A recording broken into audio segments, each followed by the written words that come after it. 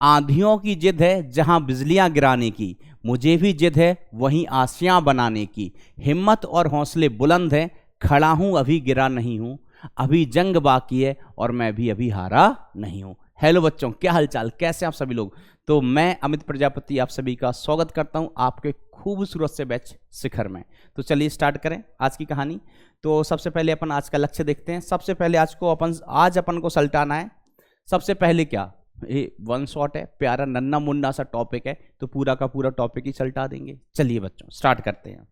तो चलिए बच्चों शुरू करते हैं, समझते हैं कि क्या कहानी होती है विद्युत चुंबकीय तरंगों की। ठीक है, तो देखिए बच्चा, तरंग, सबसे पहले अपन बात करते हैं तरंग की। वैसे अपन ने 11th क्लास में तरंग की चर्चा की थी, अभी फिर से चर्चा करते हैं तरंग। तो तरंग क्या होती है या तरंग क्या होती है? हम कहते हैं कुछ भी नहीं होता है, ऊर्जा। ऊर्जा एक जगह से दूसरी जगह जाती है, उसको अपन क्या कहते हैं? तरंग जा रही है। ऊर्जा के संचरण को ही अपन क्या कहते हैं? तरंग का संचरण। ऊर्जा एक स्थान से दूसरे स्थान पर जाती है, संचरित होती है। ठीक है, अब यहां पर अपन बात कर रहे हैं बच्चा, यहां पर अपन बात कर रहे हैं विद्युत चुंबकीय तरंगों की। तो इन तरंगों में बच्चा दो घटक होते हैं। इन तरंगों में क्या होते हैं बच्चा? दो घटक होते हैं। एक हम कहते हैं विद्युत क्षेत्र का घटक, एक होता है विद्युत क्षेत्र, और दूसरा होता है बच्चा अपना चुंबकीय क्षेत्र। चुंबकीय क्षेत्र, ठीक है, चुंबकीय क्षेत्र का सदिश और विद्युत क्षेत्र का सदिश, electric vectors and magnetic vectors. ठीक है, अब ये विद्युत चुंबकीय जो क्षेत्र होते हैं ये एक दूसरे की लंबवत दिशाओं में कंपन करते हैं। एक दूसरे के कैसे कंपन करते हैं? लंबवत दिशाओं में। एक एक्स में तो दूसरा वाई में, दूसरा वाई में तो तीसरा पहला वाला जेड में है। ठीक है, एक दूसरे के लंबवत, समझ गए बच्चा? ठीक है, और इसके साथ साथ क्या होता है बच्चा? विद्युत और चुंबकीय क्षेत्र एक दूसरे के लंबवत तो होती हैं, साथ साथ कि अपन यहां पर ये भी कहते हैं कि जो इलेक्ट्रिक फील्ड वेक्टर है व मैग्नेटिक फील्ड वेक्टर है, ये दोनों तरंग के संचरण की दिशा के, संचरण की दिशा के लंबवत भी होते हैं। तरंग के संचरण की दिशा के लंबवत भी होते हैं। ठीक है, अभी समझते हैं अपन। होते हो नहीं भाई, होते हैं। तरंग के संचरण की दिशा के लंबवत भी होते हैं। इसका मतलब ये हुआ बच्चा कि मान लीजिए हमने कहा कि अपना जो विद्युत चुंबकीय तरंग है वो इस दिशा में जा रहा है। इस दिशा को अपन क्या बोलते हैं बच्चा? एक्स दिशा। क्या बोलते हैं? एक्स दिशा।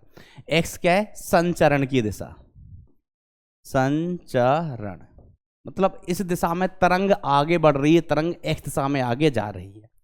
तो अब देखो, इसके लंबवत हमें दिशाएं ढूंढनी है, जिसमें एक लंबवत दिशा में विद्युत क्षेत्र होगा, दूसरे लंबवत दिशा में चुंबकीय क्षेत्र होगा। तो कोई भी ले लो बच्चा, जैसे जैसे जैसे हमने कहा कि एक्स है, तो यहां पर अपन ने एक लंबवत दिशा बाई ले ली। ये तो बहुत ही दुबला पतला हो गया बच्चा। एक दिशा अपन ने इधर ले ली और दूसरी इसके लंबवत, एक्स के लंबवत एक दिशा इधर हो गई। छोटा सा ही बना देता हूं मैं। तो इस दिशा को मैंने क्या बोल दिया? इस दिशा को बाई दिशा बोला है और इसको जेड। सामान्यतः ये जेड ही लेते हैं, वो बाई लेते हैं, उधर एक्स लेते हैं। अब मान लीजिए जो इलेक्ट्रिक फील्ड है वो एक्स दिशा में है, सॉरी बाई दिशा में है, और मैग्नेटिक फील्ड चुंबकीय क्षेत्र है ये कौन सी दिशा में? जेड दिशा में, जेड दिशा में।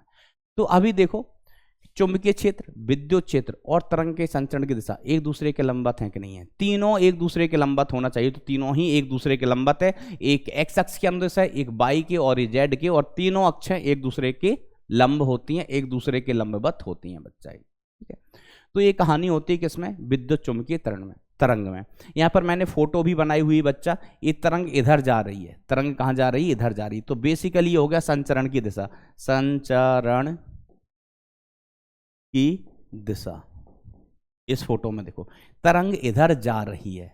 अब देखो दो लंबवत दिशाएं हैं जिनमें विद्युत क्षेत्र सदिश तथा चुंबकीय क्षेत्र सदिश क्या कर रहे हैं? ऑसिलेट कर रहे हैं, कंपन कर रहे हैं।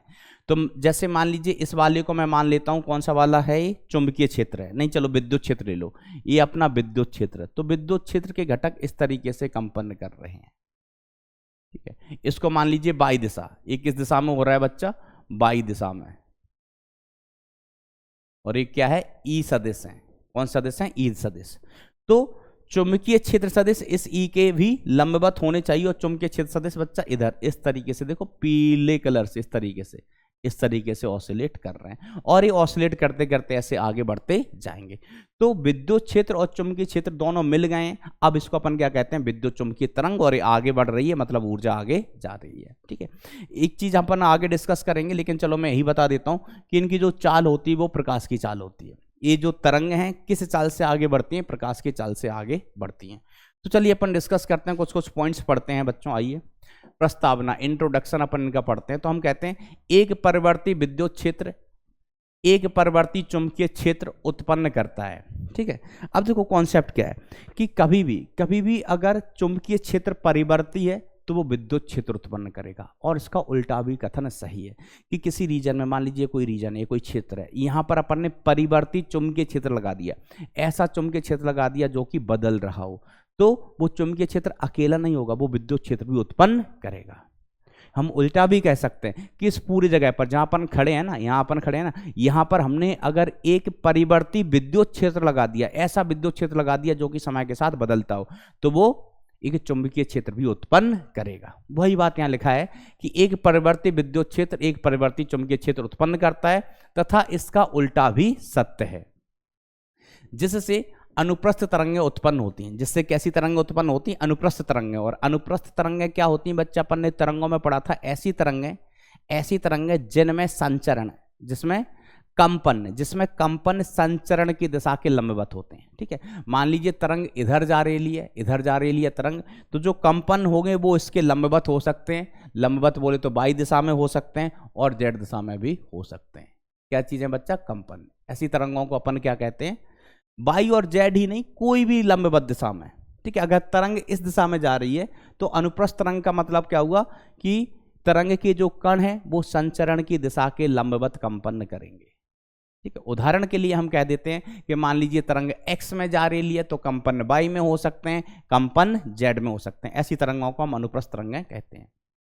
ठीक है, तो अपन ने क्या कहा? एक परिवर्ती विद्युत क्षेत्र एक परिवर्ती चुंबकीय क्षेत्र को उत्पन्न कर सकता है, तथा इसका उल्टा भी सत्य है। मतलब एक परिवर्ती विद्युत क्षेत्र, परिवर्ती चुंबकीय क्षेत्र एक परिवर्ती विद्युत क्षेत्र को भी उत्पन्न कर सकता है, जिससे अनुप्रस्थ तरंगें उत्पन्न होती हैं, जिन्हें विद्युत चुंबकीय तरंगें कहा जाता है। देखो, विद्युत क्षेत्र है तो चुंबक आ गया, चुंबक है तो विद्युत आ गया, एक है तो दोनों होंगी, एक अकेला नहीं होगा। अगर परिवर्ती चुंबकीय क्षेत्र है तो परिवर्ती विद्युत क्षेत्र भी आ जाएगा। तो अब विद्युत और चुंबक दोनों है तो इसको अपन ने कहा विद्युत चुंबकीय तरंगें। ठीक है, समय के साथ परिवर्ती विद्युत क्षेत्र तथा चुंबकीय क्षेत्र एक दूसरे के लंबवत होते हैं, है ना, एक दूसरे के लंबवत होते हैं। हम डिसाइड कर चुके हैं कि ई और बी एक दूसरे के लंबवत होते हैं, तथा संचरण की दिशा के भी लंबवत होते हैं, ये बात को भी अपन डिस्कस कर चुके हैं।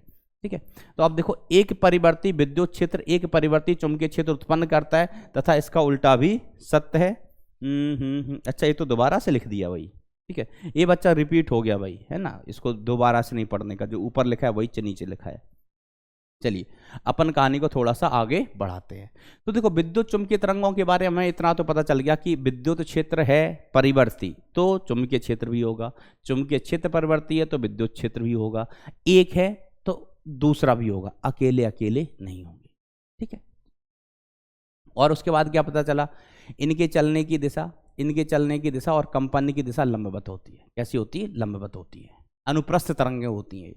अब देखो, अपन इसके इतिहास के बारे में जानकारी इकट्ठा करते हैं, थोड़ा बहुत, है ना, ऐसे ही जान लेते हैं। कुछ बहुत ज़्यादा इंपॉर्टेंट चीज़ नहीं है, लेकिन कब से इनका अपन ने कब पहली बार विद्युत चुंबकीय तरंगों की चर्चा की, किसने विद्युत चुंबकीय तरंगों के बारे में बताया, किस किस समय पर बताया, तो थोड़ी सी अपन चर्चा कर लेते हैं। तो सन 1865 में मैक्सवेल ने एक सैद्धांतिक रूप से, एक्सपेरिमेंटली नहीं, सैद्धांतिक रूप से, समझ रहे हो, विद्युत चुंबकीय तरंगों का पता लगाया। उनके अनुसार एक त्वरित आवेश, किसके अनुसार बच्चा? मैक्सवेल के अनुसार एक त्वरित आवेश अपने निकट क्षेत्र में चुंबकीय क्षेत्र उत्पन्न करता है। ठीक है, ध्यान देना, निकट क्षेत्र में चुंबकीय क्षेत्र उत्पन्न करता है। चुंबकीय क्षेत्र अकेला नहीं, चुंबकीय व विद्युत क्षेत्र उत्पन्न करता है। ठीक है, तो यहां पर मैं आपको एक पॉइंट लिख देता हूं। एक आवेश है हमारे पास, मान लीजिए कैसा है? आवेश है। ये क्या है? आवेश है, आवेश। और आवेश के पास क्या होना चाहिए बच्चा? त्वरण। आवेश के पास क्या होना चाहिए? त्वरण होना चाहिए। ठीक है, आवेश के पास क्या बच्चा? त्वरण। अगर किसी आवेश के पास त्वरण है तो यह आवेशित कण क्या करेगा? विद्युत क्षेत्र भी उत्पन्न करेगा और चुंबकीय क्षेत्र भी उत्पन्न करेगा, और इसको मिला जुला के अपन क्या कह देते हैं? विद्युत चुंबकीय तरंग कह देते हैं। ठीक है, तो भाई लिखा है कि एक तुरंत आवेश अपने निकट क्षेत्र में चुंबकीय क्षेत्र उत्पन्न करता है। ठीक है, फिर देखो सन 1887 में हर्ट्ज ने पता लगाया। फिर कौन से सन में? 1887 में कौन आए बच्चा? हर्ट्ज आए, और लगभग 6 मीटर तरंग दैर्घ्य वाली विद्युत चुंबकीय तरंगों को प्रायोगिक रूप से उत्पन्न किया तथा संसूचित किया है। तो देखो थियोरेटिकली, सैद्धांतिक रूप से मैक्सवेल साहब ने 1865 में बताया था, कोई एक्सपेरिमेंट नहीं किया था। ठीक है, उसके बाद फिर दूसरे साइंटिस्ट आए, उन्होंने क्या कहा? उन्होंने 6 मीटर के तरंग दैर्घ्य तक की विद्युत चुंबकीय तरंगों को उत्पन्न किया और संसूचित भी किया प्रायोगिक रूप से। ध्यान देना, तो प्रयोग सबसे पहले किसने किया था? हर्ट्ज ने। और बताया सबसे पहले किसने था? मैक्सवेल ने। ठीक है, मैक्सवेल साहब ने सबसे पहले विद्युत चुंबकीय तरंगों के बारे में बताया था, और हर्ट्ज साहब ने उनका सबसे पहले एक्सपेरिमेंट किया था। मैक्सवेल साहब ने क्या कहा था? एक आवेशित कण है, तो एक आवेशित कण क्या करता है? आवेशित कण अकेला नहीं, आवेशित कण के साथ साथ उसको त्वरित भी होना पड़ेगा। एक आवेशित त्वरित कण क्या करता है कि अपने आसपास विद्युत क्षेत्र व चुंबकीय क्षेत्र दोनों ही उत्पन्न करता है। ठीक है, फिर उसके बाद आए अपने इंडियन साइंटिस्ट जेसी बोस साहब। ठीक है, ये 7 वर्ष बाद, खात नहीं है ये, 7 वर्ष बाद जेसी बोस ने 5 मिलीमीटर से लेकर 25 मिलीमीटर प्रकाश के तरंग दैर्घ्य वाली विद्युत चुंबकीय तरंगों को उत्पन्न किया। ठीक है, उत्पन्न करने में सफल हुए। तो बस ये छोटी मोटी बातें आप एक बार जान लो, उसमें कुछ खास ऐसा है नहीं। फिर मार्कोनी आए। अब मार्कोनी ने कब किया है? जब किया तभी का लिखा हुआ है कि 1896 में मार्कोनी ने खोज की कि स्फुलिंग अंतराल, स्पार्किंग गैप के एक सिरे को एक एंटीना से तथा दूसरे सिरे को भू संपर्कित कर दिया जाए तो उत्सर्जित तरंगों को कई किलोमीटर तक जा सकती हैं। ठीक है, तो ये मार्कोनी साहब थे जिन्होंने एक सेटअप बनाया जिसमें एक स्पार्किंग गैप लिया और उसमें क्या किया? एक जगह एंटीना लगाया, दूसरी जगह उसको भू संपर्कित कर दिया। क्या कर दिया बच्चा? अर्थ कर दिया। ठीक है, इसको स्फुलिंग अंतराल कहते हैं कि स्पार्किंग गैप के एक सिरे को एंटीना से जोड़ दिया और दूसरे सिरे को बच्चा अर्थ कर दिया। ठीक है, अब इससे इन्होंने विद्युत चुंबकीय तरंगों को कई किलोमीटर तक भेज दिया है। ठीक है, तो ये बेटा ये कुछ नहीं, थ्योरेटिकल छोटी छोटी बातें, एक बार इसको पढ़ लो, फिर अपन आगे चलते हैं काम की चीजों पर। ठीक है, फिर एंटीना तथा भू संपर्क के तार संधारित्र की 2 प्लेटों से जोड़ दिए जाते हैं जो कि रेडियो आवृत्ति की तरंग उत्सर्जित करते हैं। किसकी? रेडियो आवृत्ति की। ठीक है, अब विद्युत चुंबकीय पैटर्न में कौन कौन सी तरंगें होती हैं, किनकी आवृत्ति कितनी होती है, किनकी तरंग दैर्घ्य कितनी होती है, ये हम आगे डिस्कस करेंगे बच्चों। इन तरंगों को अधिक दूरी तक एंटीना पृथ्वी निकाय द्वारा संसूचित किया जा सकता है। ठीक है, तो ये जो सेटअप बनाया गया था इससे हम विद्युत चुंबकीय तरंगों को पहले की तुलना में और दूर तक भेज सकते थे, और इस व्यवस्था की सहायता से सन 1899 में मार्कोनी ने सर्वप्रथम इंग्लिश चैनल के आर पार लगभग 50 किलोमीटर दूरी तक तरंगों को स्थापित किया, तरंगों को भेजा। ठीक है, तो ये थ्योरी थी, इतिहास था विद्युत चुंबकीय तरंगों का। कब से शुरू हुआ था? 1865 से मैक्सवेल साहब ने। कैसे? थ्योरेटिकली। एक्सपेरिमेंट पहले हर्ट्ज ने किया। कब? 1887 में बच्चा। ठीक है, तो चलिए बच्चों, अब हम कहानी को और आगे बढ़ाते हैं थोड़ा सा, और एक महत्वपूर्ण चीज पर चलते हैं जिसको अपन क्या कहते हैं? विस्थापन धारा। ठीक है, और दुष्ट अंग्रेजों की भाषा में इसको क्या कहते हैं बच्चे? अपन डिस्प्लेसमेंट करंट। तो देखो ये क्या सीन था, कॉन्सेप्ट ऑफ डिस्प्लेसमेंट करंट, विस्थापन धारा का कॉन्सेप्ट अपन सीखते हैं। तो देखो बच्चा क्या सीन है कि मान लीजिए यहाँ पर कोई बैटरी लगी है, बैटरी से अपन ने एक संधारित्र लगाया हुआ है, बैटरी की सहायता से अपन ने क्या किया हुआ है बच्चा? एक संधारित्र लगाया हुआ है इधर ऐसे, और इसमें धारा बह रही है, मान लीजिए आई। बैटरी लगी है तो धारा बहेगी, इधर से धारा आई गई, और यहाँ पर धारा कितनी है? आई है। यहाँ पर भी धारा कितनी है बच्चा? आई है। ठीक है, अब मैं 3 जगह एम्पियर के लूप बनाता हूं, 3 एम्पियर के लूप लेता हूं बच्चा, समझना। तो हमने कहा 1 एम्पियर का लूप अपन ने यहां लिया है, 1 एम्पियर का लूप अपन ने इनके बीच में लिया और 1 एम्पियर का लूप अपन ने यहां लिया है, एक ही जैसे 3 लूप, समझना फटाफट फटाफट। तो हमने कहा ये एम्पियर का लूप है, इसमें से धारा अंदर जा रही है, एक ए वाला एम्पियर का लूप है और एक ए वाला एम्पियर का लूप है। ये पहला, दूसरा, तीसरा, पहला, दूसरा, तीसरा। अब एम्पियर अंकल क्या कह गए थे, याद करो, अपन ने धारा विद्युत में पढ़ा था, क्या कह के गए थे, integral B dot D L is equal to mu naught into I enclosed. इसका मतलब क्या हुआ, इसका मतलब ये हुआ, एम्पियर अंकल ने कहा था कि क्लोज इंटीग्रल, बोले तो बंद समाकलन पर B dot D L is equal to mu naught, और इस लूप को कट करने वाली धारा, लूप को कट करने वाली या लूप से गुजरने वाली धारा, लूप से गुजरने वाली धारा, ठीक है, ऐसा। तो अपन एक एक करके तीनों जगह पर ये नियम लगाते हैं, ठीक है। तो सबसे पहले अपन पहले जगह लगाए यहां पर, तो integral B dot D L is equal to mu naught और आई एनक्लोज्ड, इस लूप को, इस लूप मतलब समझो एक डिस्क टाइप की, ये चकती टाइप का है अपना, चकती है ये, क्या बच्चा, एक चकती है। तो इस चकती को इंटरसेप्ट करने वाली, इस चकती को कट करने वाली, इस चकती से गुजरने वाली धारा कितनी है, आई है, कितनी आई है। अब अपन दूसरे वाले लूप पर यही नियम लगाते हैं, किस वाले पर, दूसरे वाले पर। तो हमने लिखा close integral B dot D L, B dot D L is equal to mu naught. अब आप बताओ इस चकती को कोई धारा कट कर रही है क्या, कोई धारा कट कर रही है क्या, नहीं। हमने कह लो ये तो बीच में संधारित्र की प्लेटें, संधारित्र की प्लेट है तो बीच में गैप होगा, तो ये कहां पर है बच्चा, ये वाली प्लेट इनके बीच में है, ठीक है। तो यहां पर कोई भी धारा इस चकती को, कोई भी धारा इस लूप को इंटरसेप्ट नहीं कर रही है, इस चकती को कोई धारा कट नहीं कर रही है, हम कहेंगे इसको कोई धारा कट नहीं कर रही है। कट नहीं कर रही मतलब काट नहीं रही है, कट नहीं कर रही है, अरे अच्छे से लिखो अमित, ऐसा, इसको कोई धारा नहीं काट रही है। तो यहां पर ये क्या हो गया बच्चा, 0 हो गया।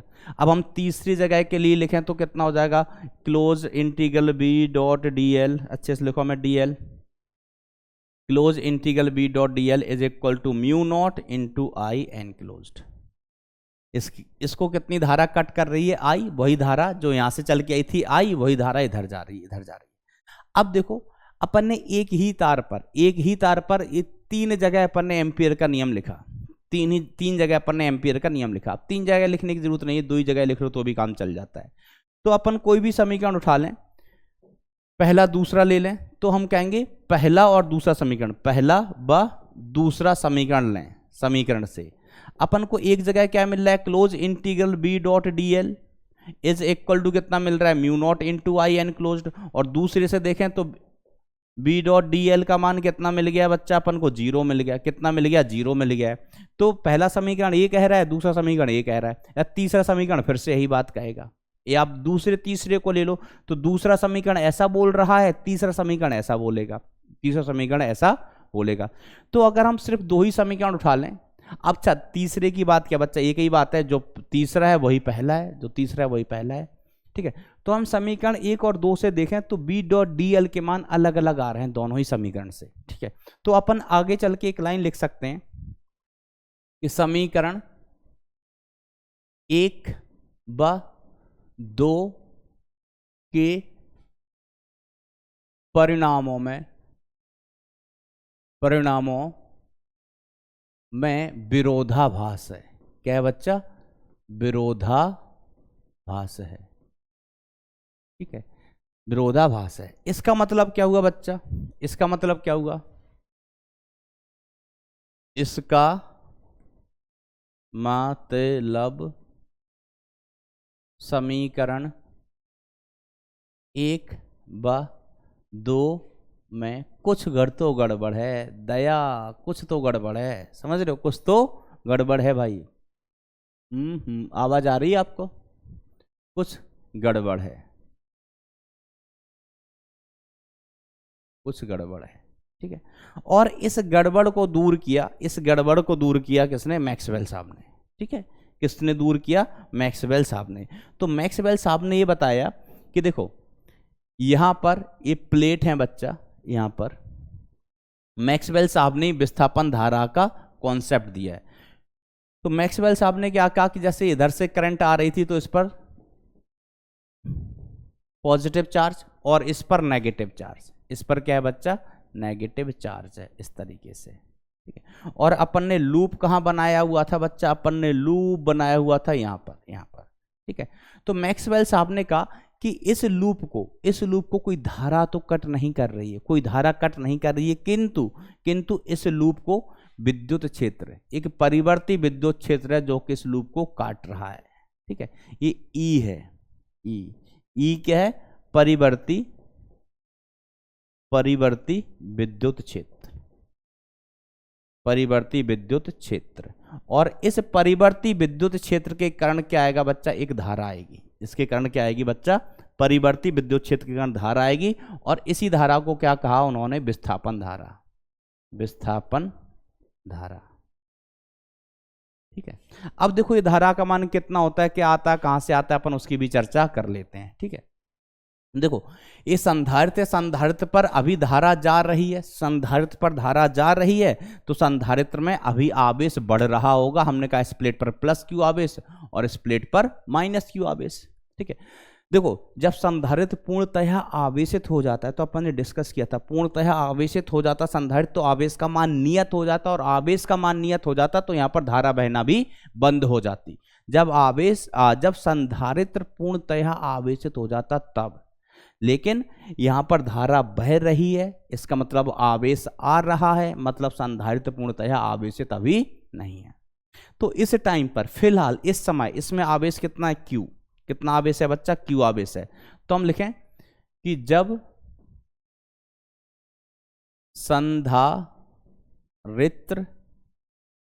संधारित्र में Q आवेश है,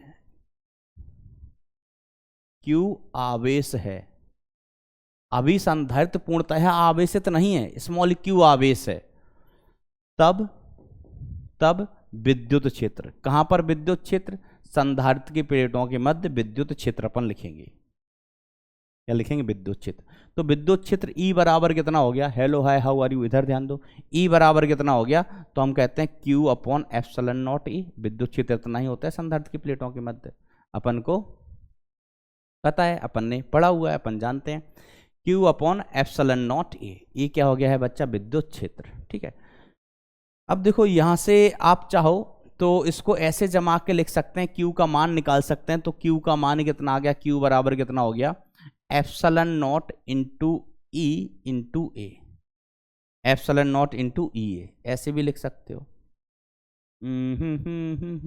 ई इंटू ए, अरे भाई ई इंटू ए, ठीक है। अब देखो ये Q है जो कि बदल रहा है, Q है जो कि बदल रहा है। अब हम इसका अवकलन कर देते हैं, इस समीकरण का क्या कर रहे हैं बच्चा? अवकलन। तो जैसे ही इसका अवकलन करो तो आपको क्या मिलेगा? D Q upon D T is equal to epsilon naught constant है बच्चा, ए कॉन्स्टेंट है, उसको आप क्या लिख सकते हैं? D E upon D T, D E upon D T. अब देखो D Q upon D T क्या होता है? आप बचपन से जानते हैं, D Q upon D T होती है बता धारा, राधा नहीं, धारा, ठीक है। तो आइए अपन को देखो क्या मिल गया यहाँ से, D Q upon D T is equal to क्या मिला है? एप्सिलॉन नॉट ए और D E upon D T. इसको देखो मैं थोड़ा सा और जमा के लिखता हूं, तो इसको अपन क्या कह देते हैं? D Q upon D T को आई कह देते हैं। तो एक तो आई को आप ऐसे लिख सकते हो, A D E by D T, D E by D T, ठीक है। और आई को हम ऐसे भी लिख सकते हैं, एप्सिलॉन नॉट, इसको ए को भी अंदर लेके जाओ, ए को अंदर लेके जाओ तो ये कितना हो गया? ई डॉट ए हो गया, E into A upon D T, E into A upon D T. और ई इंटू ए को अपन क्या लिख सकते हैं? I is equal to epsilon naught, इसको अपन फाई लिख सकते हैं, D phi upon D T. और फाई कौन सा? फाई क्या होता है बच्चा? फ्लक्स होता है। फाई कौन सा फ्लक्स है? ये विद्युत फ्लक्स है, D phi upon D T. इस तरीके से भी अपन इसको लिख सकते हैं। अब मैं इधर खोपचे में बताता हूँ, अपन जानते हैं, अपन ने पढ़ा था electric flux is equal to E vector dot A vector, E vector dot A vector E vector dot A vector, और फिर देखो फाई इज इक्वल टू कितना हो जाता है, ई ए कॉस ऑफ थीटा हो जाता है बच्चा। और फाई इज इक्वल टू, अगर थीटा की वैल्यू 0 है, थीटा की वैल्यू कितनी है, 0 है, तो ई इंटू ए हो जाएगा। ठीक है, इधर आप चाहो तो इसको cos 0 लिख लो। cos 0 का मान मेरे गांव में, मेरे यहाँ कितना होता है बच्चा, 1 होता है, और मुझे पूरी उम्मीद है अगर आपका घर भी पृथ्वी पर है तो cos 0 का मान 1 ही होता होगा। ठीक है, तो अंततः जो फ्लक्स है, इलेक्ट्रिक फ्लक्स, वो कितना हो गया, ई इंटू ए। ये अपन ने पढ़ा हुआ था, ये अपन ने क्या किया हुआ था, पढ़ा हुआ था। ठीक है, यहां पर आप देखो ई और ए के बीच कोण 0 तो है ही, इधर ई की डायरेक्शन इधर है, ई का डायरेक्शन इधर है, ए का भी डायरेक्शन इधर ही होगा। चाहो तो मैं अलग से बना देता हूं, ये अपना लूप है। देखो देखो देखो बच्चा, देखो देखो देखो बच्चा, ई कहाँ है बच्चा, इधर है, और क्षेत्रफल सदिश कहाँ होता है, वो भी पृष्ठ के लंबवती होता है। तो इनके बीच कोण कितना है, 0 है। समझ गया क्या बच्चों? तो ई इंटू ए को मैंने क्या कह दिया, फ्लक्स। कौन सा फ्लक्स, इलेक्ट्रिक फ्लक्स। ठीक है, विद्युत फ्लक्स, विद्युत फ्लक्स। तो देखो बच्चों, ये अपन को धारा मिल गई है, ये मिल गई है धारा, चाहे इसको ऐसे देख लो चाहे ऐसे देख लो। ठीक है, इस धारा का कारण क्या है, इस धारा का स्रोत क्या है? आप इधर से देखोगे तो ये धारा किसके कारण आई है, परिवर्ती, परिवर्ती विद्युत क्षेत्र के कारण, विद्युत क्षेत्र। अब देखो, मान लीजिए विद्युत क्षेत्र अगर नियत हो, सुनो सुनो सुनो, विद्युत क्षेत्र अगर नियत होता तो डी बाई डी टी कितना हो जाता, 0, धारा कितनी हो जाती, 0, धारा कितनी हो जाती, 0। लेकिन यहां पर बताओ विद्युत क्षेत्र नियत है क्या, हम कहेंगे देखो विद्युत क्षेत्र ई बराबर कितना है, Q upon epsilon naught A, और क्यू चेंज हो रहा है, क्यों चेंज हो रहा है, क्योंकि संधारित्र अभी आवेशित हो रहा है, आवेशित हो रहा है, इस पर आवेश बढ़ेगा, आवेश बढ़ेगा, आवेश बढ़ेगा, तो क्यू बदलेगा, क्यू बदलेगा तो ई भी बदलेगी। तो ये वाली जो धारा आई है वो परिवर्ती विद्युत क्षेत्र के कारण आई है। ये आप यहां से देख लो तो इसको अपन ऐसा कह सकते हैं कि देखो D phi upon D T क्या है, परिवर्ती, परिवर्ती विद्युत फ्लक्स, परिवर्ती विद्युत फ्लक्स है। तो इस धारा का कारण आप दूसरी तरीके से ऐसे भी लिख सकते हैं कि इस धारा का कारण क्या है, धारा का कारण है परिवर्ती विद्युत, परिवर्ती विद्युत फ्लक्स है। ठीक है, तो हम कहेंगे देखो, एक तो धारा अपन पहले जानते थे इलेक्ट्रॉन के चलने के कारण, इलेक्ट्रॉन के चलने के कारण, और दूसरी धारा अपन को यहां मिली है किसके कारण, परिवर्ती विद्युत फ्लक्स के कारण, परिवर्ती विद्युत फ्लक्स के कारण। और इसी धारा का नाम दिया, इसी धारा का नाम दिया, क्या नाम दिया इसका, विस्थापन धारा। ये जो धारा अपन को मिली है परिवर्ती विद्युत फ्लक्स के कारण, इसी को अपन क्या कहते हैं, विस्थापन धारा, विस्थापन धारा। ऐसा समझ गया क्या बच्चा बात को? तो ये अलग धारा है, वो वाली एक अलग होती थी आई, चालन के कारण, इलेक्ट्रॉन के चलने के कारण, समझ रहे हो, वो धारा अलग है, ये धारा अलग है, इसलिए इसका नाम भी अलग है। क्या नाम है इसका, विस्थापन धारा। इसका कारण क्या है, परिवर्ती विद्युत फ्लक्स।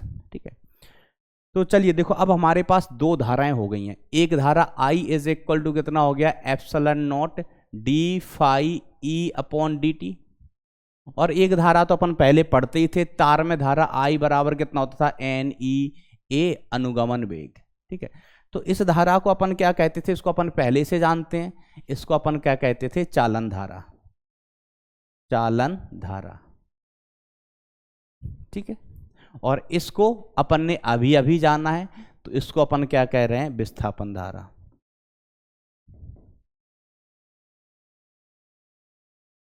इसका जिम्मेदार इलेक्ट्रॉन का चलना, इसका जिम्मेदार फ्लक्स का परिवर्तन। कौन से फ्लक्स का, विद्युत फ्लक्स का परिवर्तन।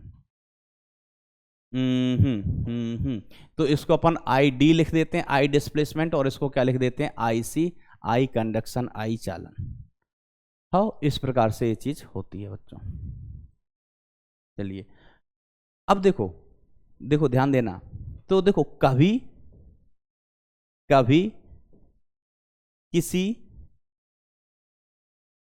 स्थिति में, कभी किसी स्थिति में आई सी व आई डी दोनों हो सकते हैं, दोनों हो सकते हैं, या दोनों में से कोई एक हो सकता है। किसी स्थिति में दोनों ही हो सकते हैं, या किसी स्थिति में, या किसी स्थिति में दोनों में से कोई एक।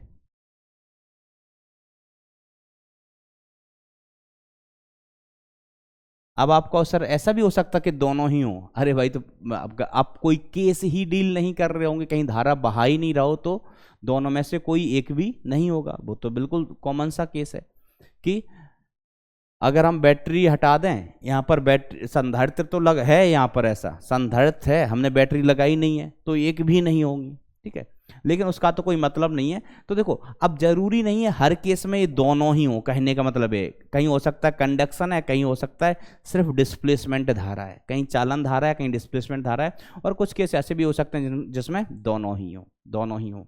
अब देखो, यहाँ पर अपन जो केस डील कर रहे थे, यहाँ पर इस तरीके से दो जगह अपन ने बनाया हुआ था बच्चा, फटाफट बन जाओ सिम सिम, फटाफट बन जाओ सिम सिम, इस तरीके से। तो अपन ने 3 लूप बनाए थे बेसिकली, तो चलो फिर से 3 ही बना देते हैं। आओ आओ आओ जल्दी आओ। 1 लूप, 2 लूप, 3 लूप। तो यहाँ पर कौन सी धारा जा रही है? आईसी। यहाँ पर कौन सी धारा जा रही है?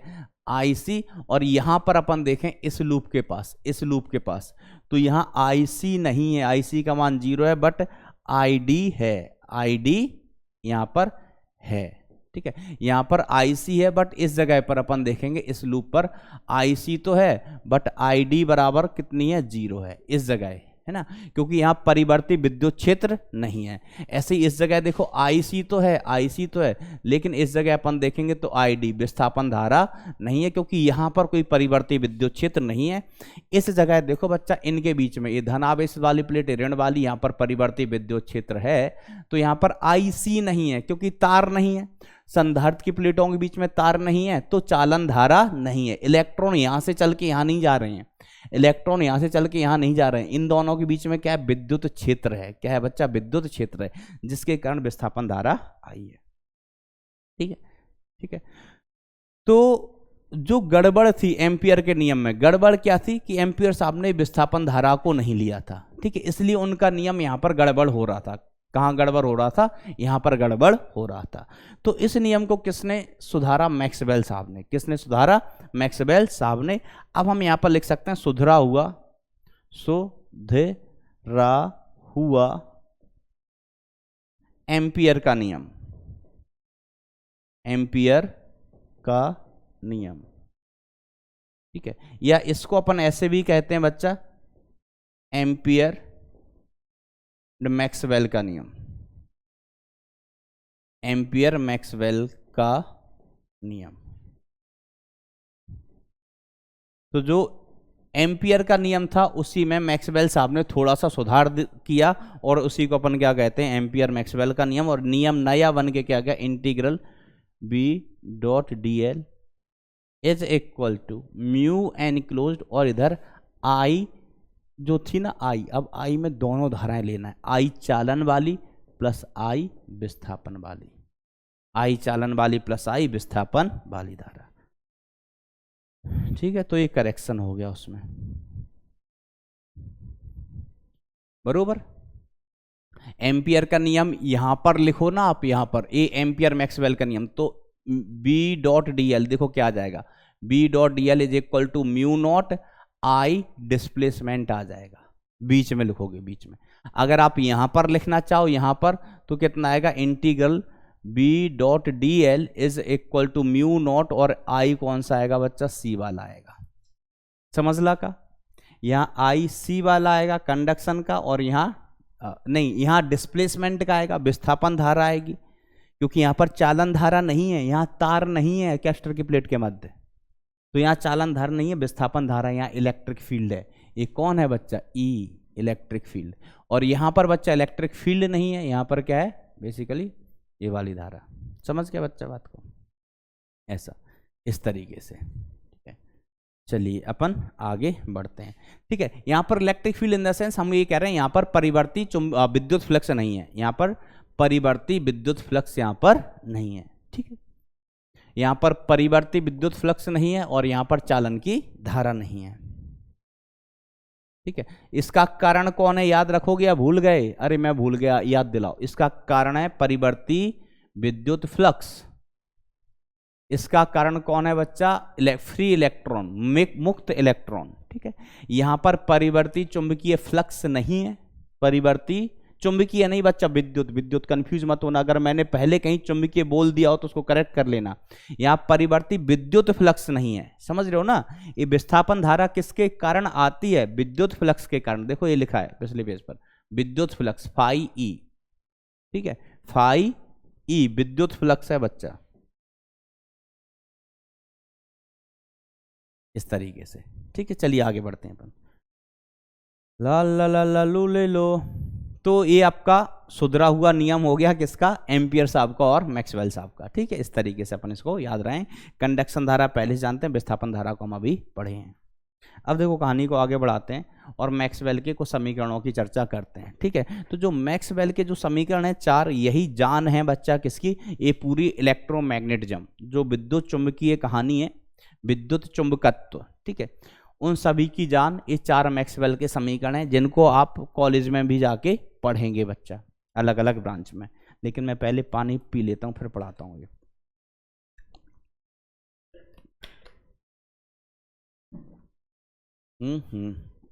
तो देखो बच्चों, इसकी तो चर्चा अपन पहले कर ही चुके हैं। स्थिर विद्युत में गॉस का नियम, तो गॉस का नियम अपन क्या कहते थे? E.dA या ds, है ना? Q enclose upon epsilon not. तो बस यहां पर आप ध्यान देना कि एस क्या है? क्षेत्रफल है। एस क्या है बच्चा? क्षेत्रफल ना। तो परेशान मत होना कि सर एस क्या है, क्या लिख दिया एस। एस क्षेत्रफल है। ठीक है, ये इलेक्ट्रोस्टैटिक में गॉस का नियम था भाई, याद करो। ठीक है, और ये वाला चुंबकत्व में अपन ने गॉस का नियम पढ़ा था कि नेट फ्लक्स कितना होता है? नेट चुंबकीय फ्लक्स, किसी भी बंद पृष्ठ से गुजरने वाला नेट चुंबकीय फ्लक्स बच्चा शून्य होता है। क्यों होता? अपन ने डिस्कस किया था, क्योंकि चुंबक हमेशा 2 पोल बनाते हैं, नॉर्थ साउथ। तो एक पोल से जितनी बल रेखाएं अंदर जाएंगी, दूसरे पोल से उतनी ही बल रेखाएं बाहर निकलेंगी, ऐसा। तो 1 2 नियम हो गए। तीसरा फैराडे का नियम अपन ने पढ़ा हुआ है। फैराडे का नियम कि जो प्रेरित विद्युत वाहक बल होता था, क्या होता था? प्रेरित विद्युत वाहक बल, वो -d∅b/dt होता था, जहां φb क्या है? चुंबकीय फ्लक्स। ये अपन ने विद्युत चुंबकीय प्रेरण में पढ़ा था। कहां पढ़ा था बच्चा? विद्युत चुंबकीय प्रेरण में। ठीक है, अगर नहीं याद आ रहा हो तो मैं यहां पर लिख देता हूं। अपन ने पढ़ा था E induced is equal to -d∅/dt, -d∅/dt। और जहां पर ये फाई क्या होता था? फाई होता था बच्चा चुंबकीय फ्लक्स। क्या होता था? चुंबकीय फ्लक्स, ऐसा।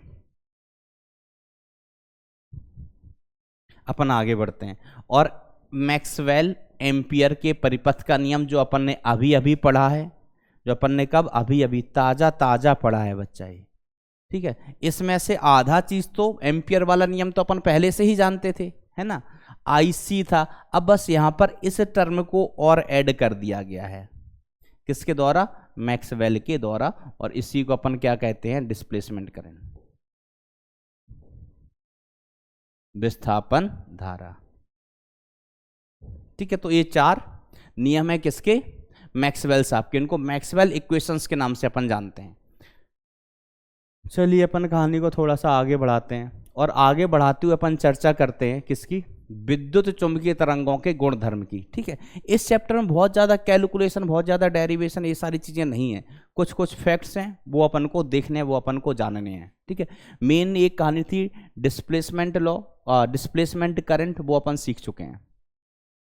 Properties of electromagnetic waves. ठीक है, तो देखो विद्युत एवं चुंबकीय क्षेत्र निम्न तरंग समीकरण को संतुष्ट करते हैं, जो कि मैक्सवेल की तीसरी व चौथी समीकरण से भी प्राप्त किए जा सकते हैं। ठीक है, तो अपन को वहां जाने की जरूरत ही नहीं है। ठीक है, आप देखो 11th क्लास में एक चैप्टर होता है तरंग, अपन ने पढ़ा भी था। ठीक है, आप देखना आखिरी अध्याय था 11th क्लास का। ठीक है, तरंग। ठीक है, तो जो तरंग का व्यापक समीकरण होता है बच्चा, वो इस प्रकार से दिया जाता है। किस प्रकार से दिया जाता है? ऐसे अपन ऐसे लिखते थे, del square Y upon del x square, del लिखो Amit, upon del x square. ये तरंग का व्यापक समीकरण है।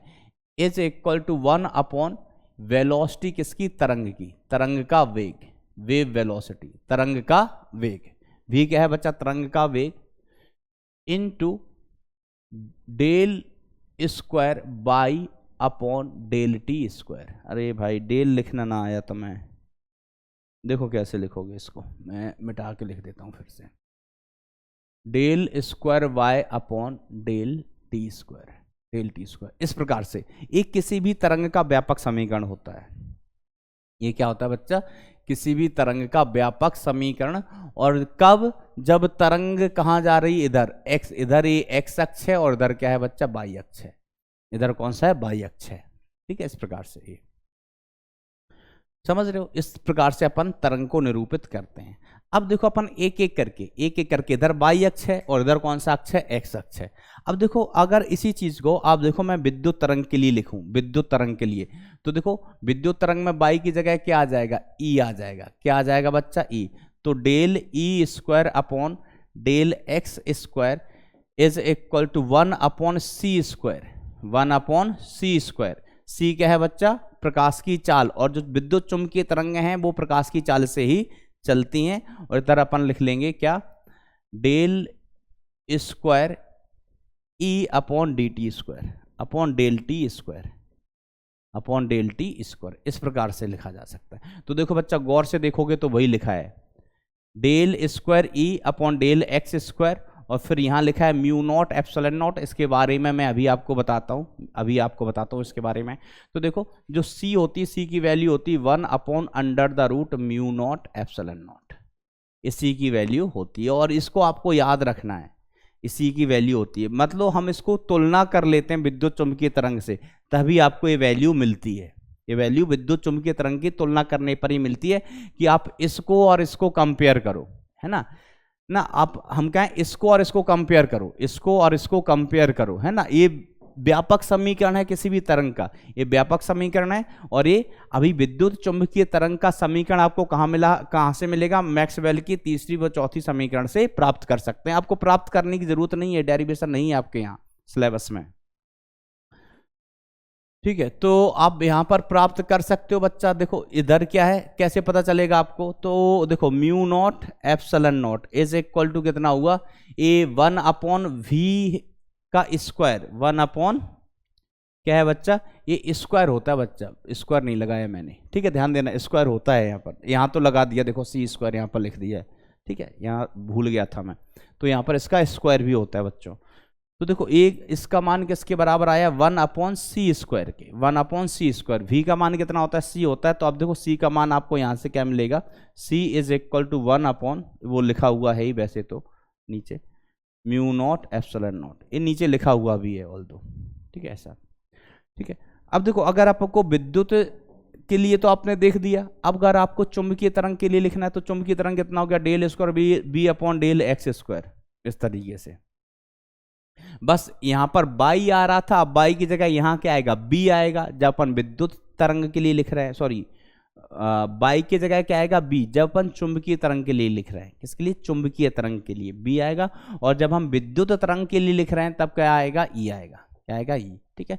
ये अपन 11th क्लास में बच्चा पढ़ते हैं ये वाला समीकरण ना, 11th में वेव्स में, ठीक है। चलिए तो कुछ नहीं, छोटी छोटी चीजें, आप इसमें से भी देखो आपको क्या याद रखना है वो ध्यान देना। वैसे चीजें तो बहुत सारी हैं, लेकिन काम में क्या क्या चीजें आएंगी, काम में एक ये वाला रिजल्ट आएगा आपका, क्या आएगा, ये वाला रिजल्ट आपके काम आएगा। अब देखो विद्युत चुंबकीय तरंगों के विद्युत एवं चुंबकीय क्षेत्र एक दूसरे के लंबवत होते हैं तथा संचरण की दिशा के भी लंबवत होते हैं, यह तरंगें अनुप्रस्थ होती हैं। तो एक ये वाला पॉइंट काम आएगा, ठीक है।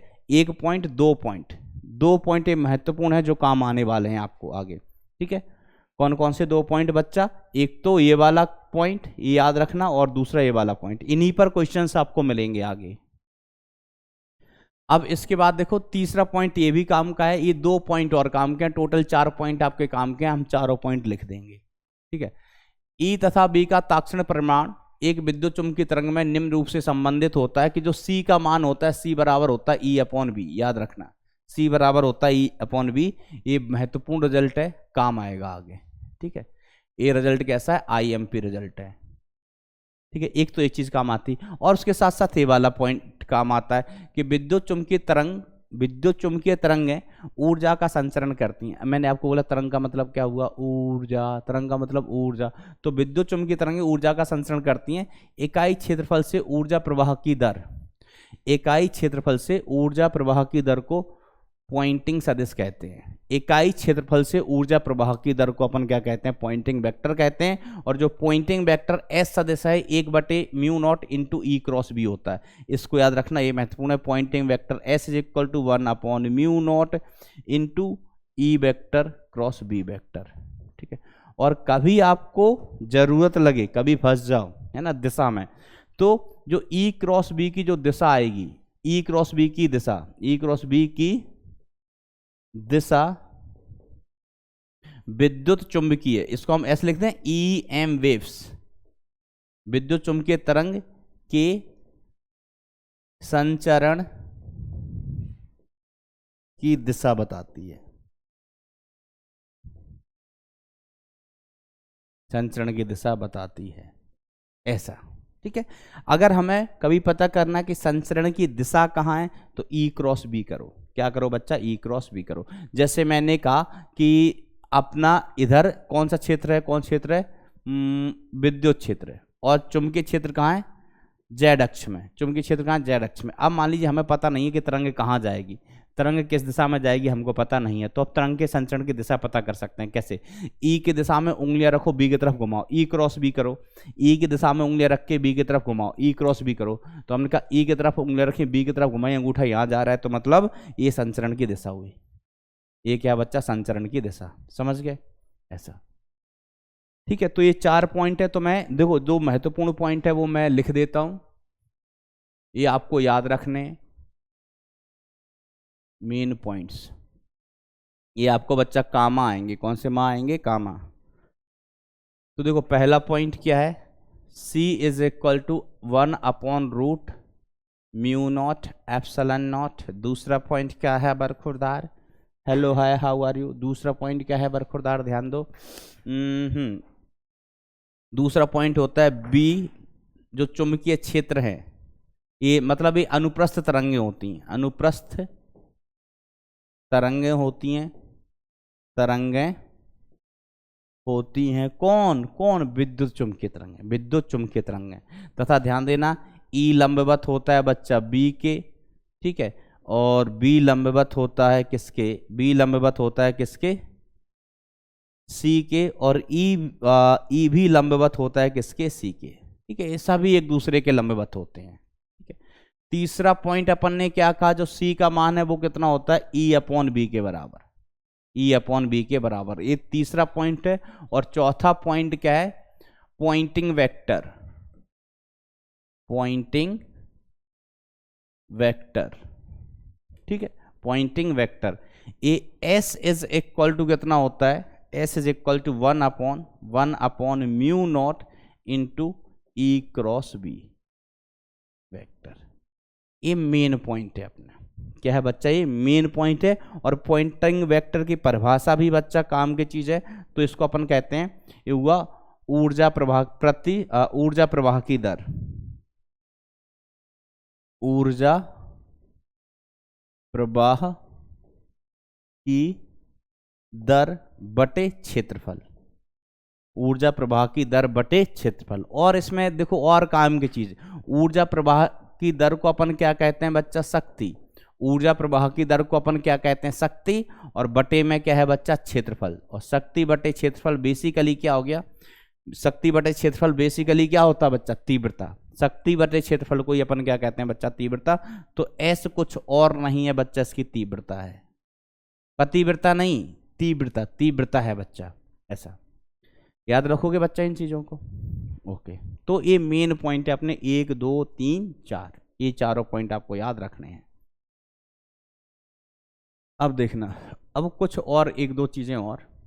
ठीक है, अगला पॉइंट, अगला पॉइंट, ठीक है, विद्युत चुंबकीय तरंगें संवेग का संचरण करती हैं। किसका संचरण करती हैं बच्चा, संवेग का। देखो ऊर्जा जा रही है तो ऊर्जा के साथ संवेग भी जाएगा। ठीक है, ऊर्जा और संवेग एक दूसरे से संबंधित राशियां होती हैं।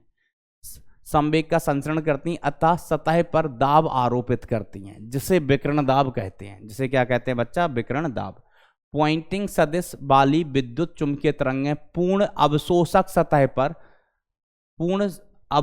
सतह पर आरोपित होने पर P बराबर S/C दाब लगाती हैं।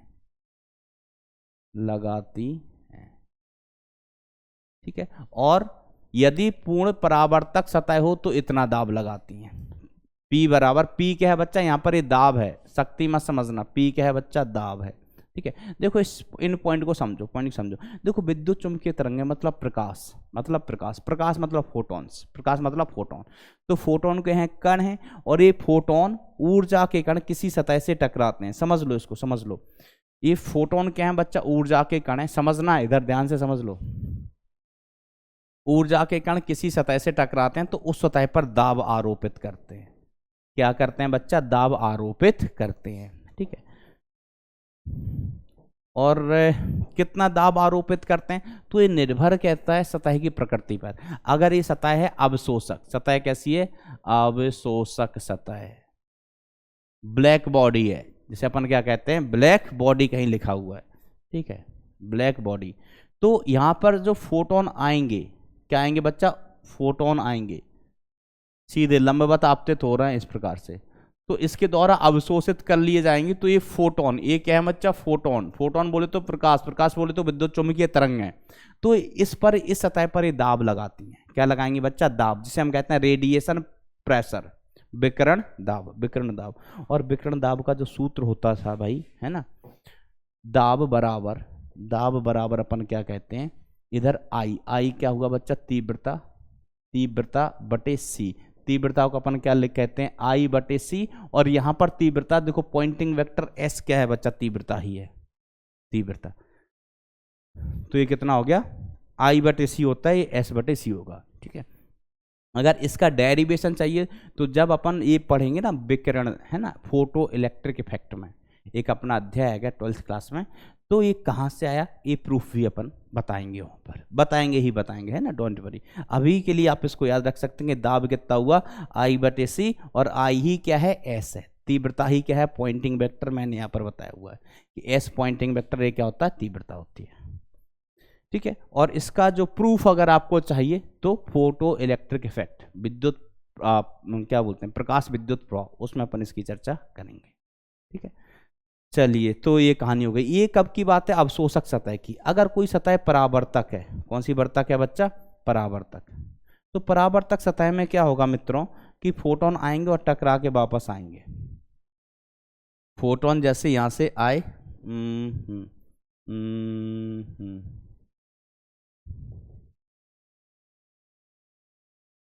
फोटोन आए तो ये आके बच्चा फिर टकरा के वापस भी जाएंगे, परावर्तन भी होगा। क्या होगा बच्चा? इनका परावर्तन भी होगा।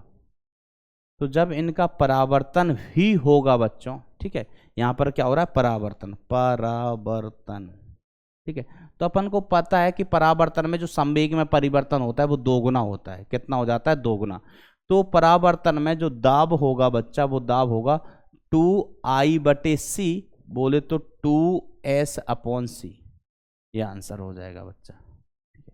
दोगुना हो जाएगा। कैसा हो जाएगा? दोगुना। आपको पता होना चाहिए, अगर ये कोई सतह है, कोई कण यहां से आया, आके टकराया, और कण अगर अवशोषित हो गया तो संवेग में परिवर्तन डेल्टा P, मैं लिख देता हूं पूरा। ये सतह कैसी? अवशोषक है। अगर अवशोषक है ये सतह तो संवेग में परिवर्तन, संवेग में परिवर्तन कितना होता है बच्चा? mv होता है। कितना? mv। और अगर सतह मान लीजिए परावर्तक हुई, अवशोषक है तो संवेग में परिवर्तन mv, और सतह अगर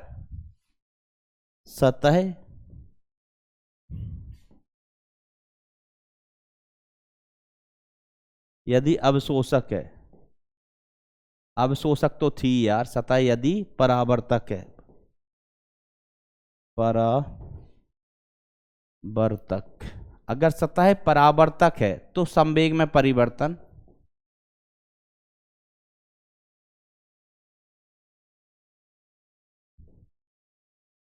कितना होता है 2 MB होता है। ये मैं आपको 2-3 बार बता चुका हूँ। एक तो अपन 11th क्लास में अपन ने 2 बार पढ़ा था, और इसको तो अपन बहुत बार देख चुके हैं बच्चा, कि अगर देखो कभी परावर्तन होता है ना, कोई कण गया टकरा के वापस लौट आया, तो संवेग में परिवर्तन कितना होता है बच्चा, 2 गुना होता है। ठीक है, और अगर जाके चिपक गया तो संवेग में परिवर्तन m/v होता है। m/v क्यों, देखो यहाँ पर संवेग द्रव्यमान कितना m और ये कितना है v, और ये अवशोषक है तो यहाँ पर इसका वेग कितना हो गया, 0 हो गया। यहाँ पर कण रेस्ट में आ गया, कण रेस्ट में आ गया तो संवेग में परिवर्तन कितना हुआ, शुरुआत में संवेग कितना था mv, बाद में 0, तो परिवर्तन कितना हुआ mv। शुरुआत में संवेग कितना mv, बाद में 0, तो संवेग में परिवर्तन कितना हुआ बच्चा, mv हुआ। यहां पर क्या होता है, परावर्तन में क्या होता है मित्र, पार्टिकल इधर से आया किस संवेग से, mv से, किससे mv से, और टकरा के वापस गया किस संवेग से, mv से ही, किस संवेग से वापस गया बच्चा, m/v से। तो संवेग में परिवर्तन 2 mv हुआ है। संवेग में परिवर्तन डेल्टा p सदिश बराबर कितना होगा, 2 mv, कितना हुआ बच्चा, 2 mv आई कैप। देखो 2 गुना क्यों, पहले देखो संवेग एक सदिश राशि होती, संवेग कैसी राशि होती, सदिश। तो यहाँ प्रारंभिक संवेग -x में है ना, तो प्रारंभिक संवेग को अपन कैसे लिखेंगे, इनिशियल संवेग -mv आई कैप, और अंतिम संवेग को आप कैसे लिखोगे, प्लस का mv आई कैप। तो परिवर्तन कितने का हुआ, 2 गुने का हुआ ना, माइनस से कहाँ पहुंच गया भैया, प्लस, माइनस से प्लस पहुंच गए। समझ गया कि नहीं समझ गए। मान लो तुम्हारे किसी टेस्ट में -5 नंबर थे, अगले टेस्ट में प्लस के 5 नंबर हैं, तो कितने बढ़े तुम्हारे नंबर, 10 नंबर। कितने बढ़े हैं, 10 नंबर बढ़े हैं। समझ गए। तो भाई -mv से +mv, 2 mv का परिवर्तन हुआ। ठीक है, तो चलो इन पॉइंट्स को भी बच्चा याद रखने का। अब देखो और कुछ छोटी छोटी बातें, कहानी खत्म हो गई है भाई, कहानी खत्म हो गई, छोटी छोटी बातें। धनात्मक s दिशा में संचरण करने वाली समतल जयवक्रीय विद्युत चुम्बकीय तरंगों एवं विद्युत चुम्बकीय क्षेत्र में निम्न प्रकार व्यक्त किया जा सकता है। तो देखो बच्चा, किसी भी तरंग को अपन इसी प्रकार व्यक्त करते थे। पहले y = अपन क्या लिखते थे, a sin kx - omega t लिखते थे। अब यहाँ y की जगह क्या है, E है, हम विद्युत तरंग के लिए लिख रहे हैं, तो E बराबर E0 कह लो, या E का मैक्सिमम मान कह लो। ये क्या हुआ, विद्युत क्षेत्र का आयाम, विद्युत क्षेत्र का आयाम। ठीक है ऐसा। और जो चुंबकीय तरंग है तो उसके लिए B आ जाएगा, तो B बराबर Bm sin kx - omega t। इस तरीके से समझ गया क्या बच्चा बात को, सर समझ गए। अब देखो, जहां ओमेगा तरंग की कोणीय आवृत्ति है, ओमेगा क्या है बच्चा, कोणीय आवृत्ति, के तरंग संख्या है, के को बच्चा अपन तरंग संख्या नहीं, कोणीय तरंग संख्या कहते हैं। के क्या है बच्चा, कोणीय तरंग संख्या है, जो निम्न प्रकार लिखा जा सकता है। तरंग संख्या क्या होती है बच्चा, 1/λ। 1/λ को अपन क्या कहते हैं, तरंग संख्या।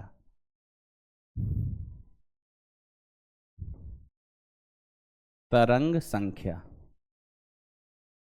ठीक है, तो ओमेगा बराबर 2πf होता है। ये तो कोई बड़ी बात है ही नहीं अगर आपको तरंग के बारे में थोड़ा भी पता है। और 11वीं क्लास का पूरा एक बड़ा अध्याय होता है तरंग, जिसे भर भर के पढ़ते हैं तरंग। ओमेगा बराबर 2πf और k बराबर होता है 2π/λ।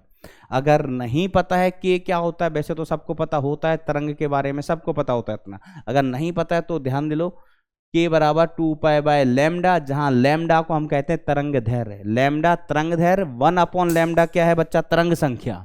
ठीक है, और ओमेगा कोणीय आवृत्ति बराबर होता है 2πf, और f क्या होती है बेटा, आवृत्ति, और आवृत्ति क्या होती है, 1/आवर्तकाल। समझ गए। चलिए, अब समतल ज्यावक्रीय विद्युत चुम्बकीय तरंग की तीव्रता का मान समझ रहे हो ना। समतल ज्यावक्रीय विद्युत, समतल ज्यावक्रीय मतलब ये प्लेन प्रोग्रेसिव जो अपना वेव है ना, ये जो अपनी तरंग है ना, इसको अपन क्या कहते हैं, समतल ज्यावक्रीय तरंग। जो साइन कॉस में लिखी जाती है ना, तो इनको अपन क्या कहते हैं, समतल ज्यावक्रीय तरंग है। ठीक है, तो आप इसको अगर भूलना चाहो, ये क्या है, कुछ ज्यादा रोल नहीं है भाई इसका। विद्युत चुम्बकीय तरंगें याद रखो अगर कन्फ्यूजन लग रहा है तो। इस प्रकार की तरंगों का नाम होता है बच्चा समतल ज्यावक्रीय तरंगें। तो इसको आपको पढ़ना है तो पढ़ो, नहीं पढ़ना है तो इसकी कोई जरूरत नहीं है। समतल ज्यावक्रीय आप ये पढ़ो, विद्युत चुम्बकीय तरंग की तीव्रता का मान एक चक्र में पॉइंटिंग वेक्टर सदिश के औसत मान के बराबर होता है। पॉइंटिंग वेक्टर सदिश के औसत मान के बराबर। ठीक है, ये सारी चीजें लिखी हुई हैं। ठीक है, लेकिन इसको हम पढ़ेगा अगले पन्ने पर, अगले पन्ने पर, वो भी डिटेल में ना, तभी तो समझ में आएगा कि क्या है। इनको अपन अगले पन्ने पर पढ़ने चलते हैं कि जो एस एवरेज, एस क्या है, पॉइंटिंग वेक्टर। पॉइंटिंग वेक्टर क्या होता था, तीव्रता। क्या होता था बच्चा, तीव्रता। देखा ना, विद्युत चुम्बकीय तरंग का तीव्रता का मान, तीव्रता का मान एक चक्र में पॉइंटिंग सदिश के औसत मान के बराबर होता है। ठीक है, चलिए, तो यहां पर क्या बोला गया है कि जो पॉइंटिंग सदिश एस एवरेज है, ठीक है, इसी को अपन तीव्रता कह रहे हैं। अपन ने अभी अभी क्या पढ़ा था बच्चा, अभी अभी इसको अपन ने पढ़ा था 1/μ0, 1/μ0 पढ़ा था कि नहीं पढ़ा था, into E cross B, E cross B. ध्यान देना, समझना इसको। इसमें कई बार लोग गड़बड़ करते हैं, आपको गड़बड़ नहीं करना है। E क्रॉस बी, समझ गए नहीं समझ गए। अब देखो, अपन को पता है E और B एक दूसरे के लंबवत होते हैं। E और B कैसे होते हैं, एक दूसरे के लंबवत। तो S average is equal to कितना आया, 1/μ0 is equal to E B sine 90 degree. E और B के बीच कोण कितना होता है, 90 डिग्री। ये तो कई बार कह चुके हैं कि E और B एक दूसरे के लंबवत होते हैं भैया, है ना। अब आप कहो कि ये वाला सूत्र कहाँ से आ गया, ये वाला सूत्र, तो हमने कहा पॉइंटिंग वेक्टर की तो परिभाषा ही यही थी ना। देखो कहाँ गया, कहाँ गया, देखो अपन ने ये पढ़ा था, ये रहा अपना S, ये रहा अपना S। ठीक है, अब देखो यहाँ पर दो दो मान आ जाते हैं, तो ध्यान देना, ध्यान देना। यहाँ पर जो E होता है बच्चा, E या B, E क्या है बच्चा, E है विद्युत क्षेत्र का प्रभावी मान, प्रभावी मान। ठीक है, और B क्या लेना है, B क्या लेना है, चुंबकीय क्षेत्र का प्रभावी मान, चुंबकीय क्षेत्र का प्रभावी मान लेना है बच्चा, प्रभावी मान लेना। ध्यान देना, चुंबकीय क्षेत्र का प्रभावी मान, विद्युत क्षेत्र का प्रभावी मान। अब देखो देखो देखो देखो देखो, ध्यान दो, come on come on come on everybody. यहां पर प्रभावी मान की हमने बात क्यों की, तो हमने कहा जैसे E बराबर आप कह रहे हैं ना, EM या E0 sine kx minus omega t है। ठीक है, अब EB बराबर कितना है, तो हम कहेंगे EB बराबर B0, सॉरी B बराबर क्या है, ये तो E बराबर हो गया, B बराबर कितना हो गया, B0 sine kx minus omega t. तो देखो, हमने अभी अभी धारा में पढ़ा था, धारा में, कि जब चीजें लगातार बदल रही हैं, कौन सी प्रत्यावर्ती धारा नहीं पढ़ा था। प्रत्यावर्ती धारा में क्या होता था, I बराबर I0 साइन ओमेगा टी या I बराबर I0 कॉस ओमेगा टी। यहाँ पर धारा का मान लगातार बदल रहा था। तो जब धारा का मान लगातार बदलता है तो अपन कुछ स्पेशल मान पढ़ते हैं। ठीक है, जैसे ये तो हो गया शिखर मान, क्या हो गया, शिखर मान। ठीक है, अब अपन जो मान उपयोग करते हैं वो कौन से मान उपयोग करते हैं, प्रभावी मान। कौन से मान, प्रभावी मान। तो E का भी प्रभावी मान और B का भी प्रभावी मान। तो E का प्रभावी मान को अपन क्या कहते हैं, RMS मान। क्या कहते हैं बच्चा, RMS मान। और इसके भी प्रभावी मान को क्या कहेंगे, RMS मान। क्या कहेंगे बच्चा, RMS मान। तो देखो E का RMS मान क्या होगा, ERMS बराबर क्या होगा, तो हम कहेंगे E का शिखर मान अपॉन √2, और B का RMS मान क्या होगा, B का RMS मान। तो ये क्या होगा, B का शिखर मान अपॉन √2। अरे बोलो भाई, यही होगा कि नहीं होगा, सर बिल्कुल होगा, बिल्कुल होगा, यही होगा। ठीक है, बस ये मान अगर हम यहाँ पर रख दें तो S एवरेज बराबर आपको क्या मिला, 1/μ0 इंटू ERMS की जगह क्या लिखे, E0 अपॉन √2। इसकी जगह क्या लिखे, B0 अपॉन √2, BRMS की जगह, है ना। EB RMS मान है बच्चा, ये EB क्या है, RMS मान है, तो उसको अपन लिखेंगे B0 अपॉन √2। अरे √2 अच्छे से लिखो अमित भाई। तो ये मिला जुला के कितना आ गया, मिला जुला के कितना आ गया बच्चा, ये 1/2μ0, 1/2 √2 2 हो गया, और ये कितना हुआ, E0 B0, E0 B0। इस प्रकार से कहानी होगी बच्चा। ठीक है, तो इसमें भी कोई परेशानी वाली बात नहीं है, आप तो इस तरीके से याद रखो इसको। ठीक है, और फिर कौन से मान लेना है, RMS। देखो ये वही है ना, EM BM मैक्सिमम मान लिया है, समझ गए ना बच्चा। EM BM, तो E का B का मैक्सिमम मान अपॉन 2/μ0, अपॉन 2/μ0। म्यू नॉट, इस तरीके से बच्चा। ठीक है, और देख लो बच्चा, ध्यान देना ध्यान देना। अब देखो इसको और अपन बदल सकते हैं अलग अलग रूप में। अलग अलग रूप में कैसे बदल सकते हैं? जैसे एस एवरेज है ना बच्चा, अभी अपन ने इसको लिखा 1/2 म्यू नॉट, इधर ई एम, और इधर कितना हो गया बच्चा, बी एम हो गया। ठीक है, अब देखो अपन एक चीज और जानते हैं कि जो सी होता है वो होता है E upon B, E upon B. तो चाहे आप इसको ऐसे लिखो E R M S upon B R M S, और चाहे पी की वैल्यू लिख लो इसकी, एक ही बात है बच्चा, क्योंकि ई आर एम एस का मान रखोगे ना तो ये कितना हो जाएगा, ई आर एम एस का मान। तो ई आर एम एस का मान कितना हो गया, ई नॉट अपॉन √2, और बी आर एम एस का मान कितना हो गया बच्चा, वी नॉट अपॉन √2। तो √2 से √2 उड़ गया, तो ये किसके बराबर भी आ गया, ई नॉट अपॉन बी नॉट के। ठीक है, तो आप कभी भी चाहो इनको एक दूसरे में बदल सकते हैं ना। ई एम बी एम समझ गया ना, ये मैक्सिमम मान है, चाहे इसको आप ई नॉट लिख दो या ई एम लिख दो या बी नॉट लिख दो या बी एम लिख दो। देखो जो एस एवरेज है, एस एवरेज मैं इसको चलो ऐसे लिख देता हूँ 1/2 म्यू नॉट। अब यहाँ पर मैंने लिखा ई एम की जगह लिख दिया ई नॉट। अब देखो बी एम की जगह मैं क्या लिख सकता हूँ, सी से इधर गुणा कर दो, तो बी की जगह मैं क्या लिख सकता हूँ, ई नॉट अपॉन सी, ई नॉट अपॉन सी लिख सकता हूँ इसकी जगह। ठीक है, तो यही चीज आपको इस तरीके से मिल गई, S average is equal to 1/2 mu naught. ठीक है, फिर ई नॉट का स्क्वायर अपॉन सी, ई नॉट का स्क्वायर अपॉन सी। तो देखो जो इधर भी चीजें लिखी हुई थी ना अलग अलग रूप में, ये कुछ नई चीजें नहीं है बच्चा, वही है अलग अलग तरीके से लिखी। देखो ई एम का स्क्वायर अपॉन 2 म्यू नॉट सी, और आप ई नॉट को भी बदल सकते हैं किसमें, बी एम में।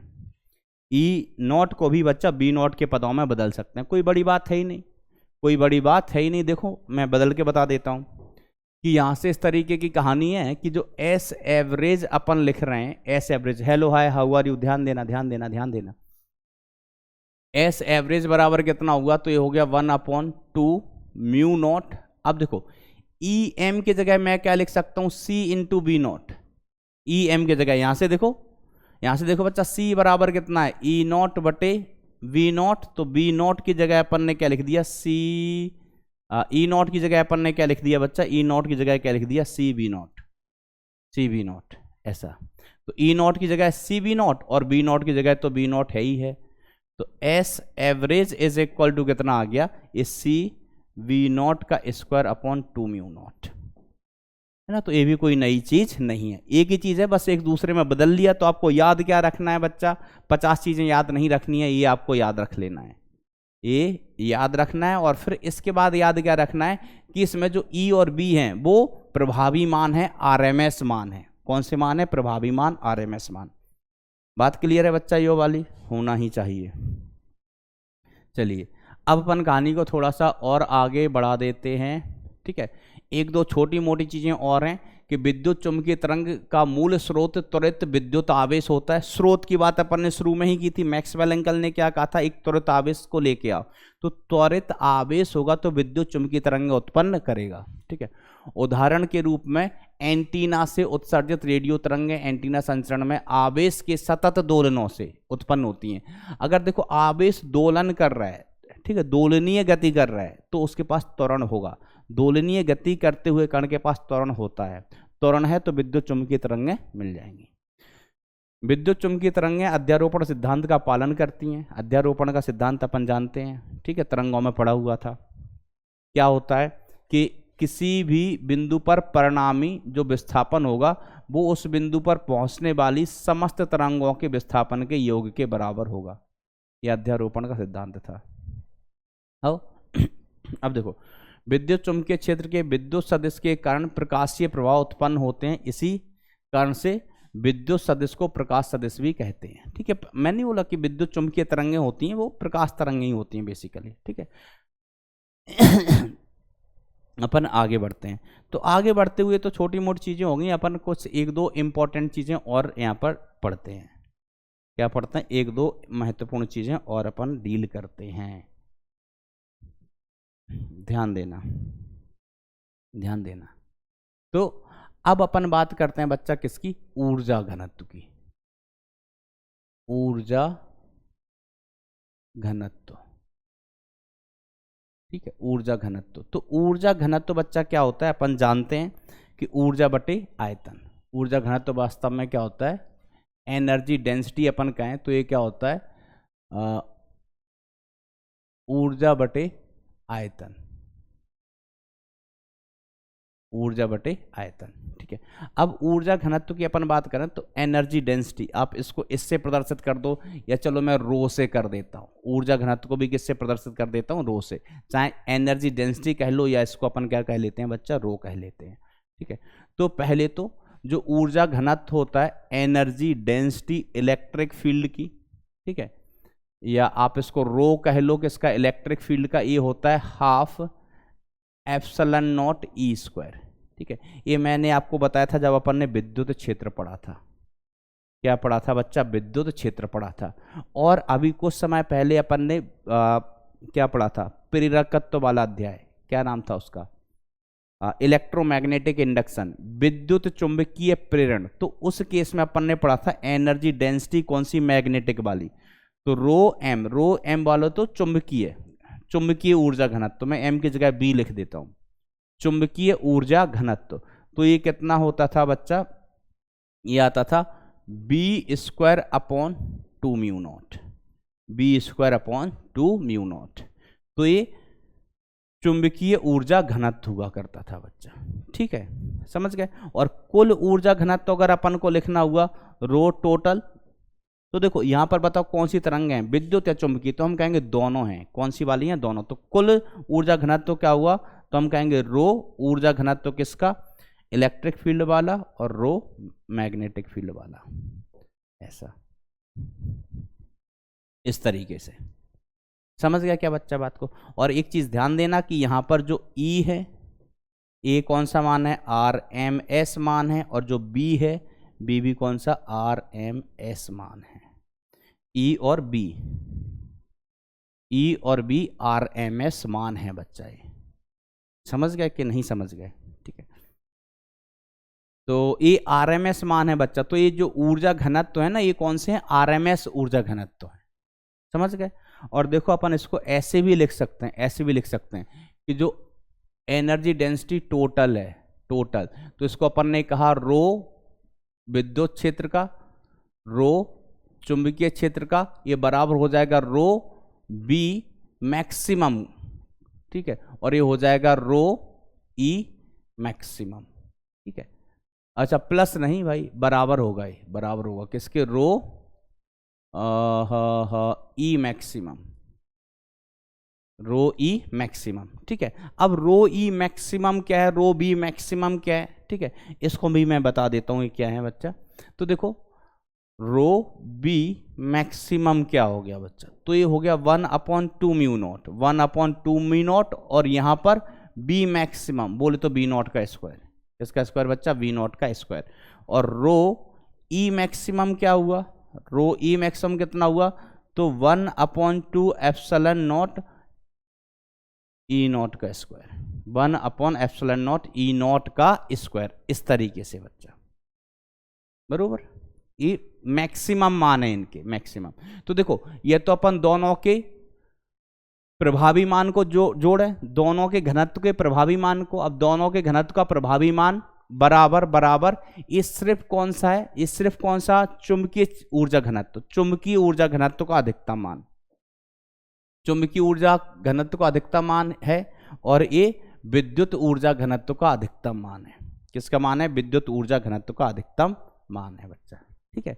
अब देखो अपन रो ई लिखना चाहें बच्चा, क्या लिखना चाहें, रो ई, तो देखो इसको कैसे लिख सकते हो, hello hi how are you, ध्यान देना कैसे लिख सकते हो। इसको आप लिख सकते हो ऐसे, ये रो ई है ना, तो 1/2 एप्सिलॉन नॉट और इंटू ई का वर्ग, ई का वर्ग। अब ई का कौन सा मान हुआ, ये RMS मान हुआ, तो rho E is equal to 1/2 epsilon naught, और इसको अपन क्या लिख सकते हैं, E naught by root two, E naught by root two का स्क्वायर। तो एक इसका मान कितना हो गया, 1/2 epsilon naught E naught square upon 2, बोले तो ई नॉट का square upon 1/4 epsilon naught E naught का स्क्वायर, इस तरीके से अपन इसको लिख सकते हैं बच्चा। समझ रहे देखो ये तो हमने अधिकतम मान ले लिया कि मान लीजिए देखो ऊर्जा घनत्व, तो समझो इसको ऐसे समझो, जो ऊर्जा घनत्व है वो दो रूप में है, ऊर्जा है दो रूप में है, ऊर्जा दो रूप में, एक विद्युत ऊर्जा एक चुंबकीय ऊर्जा, विद्युत ऊर्जा चुंबकीय ऊर्जा।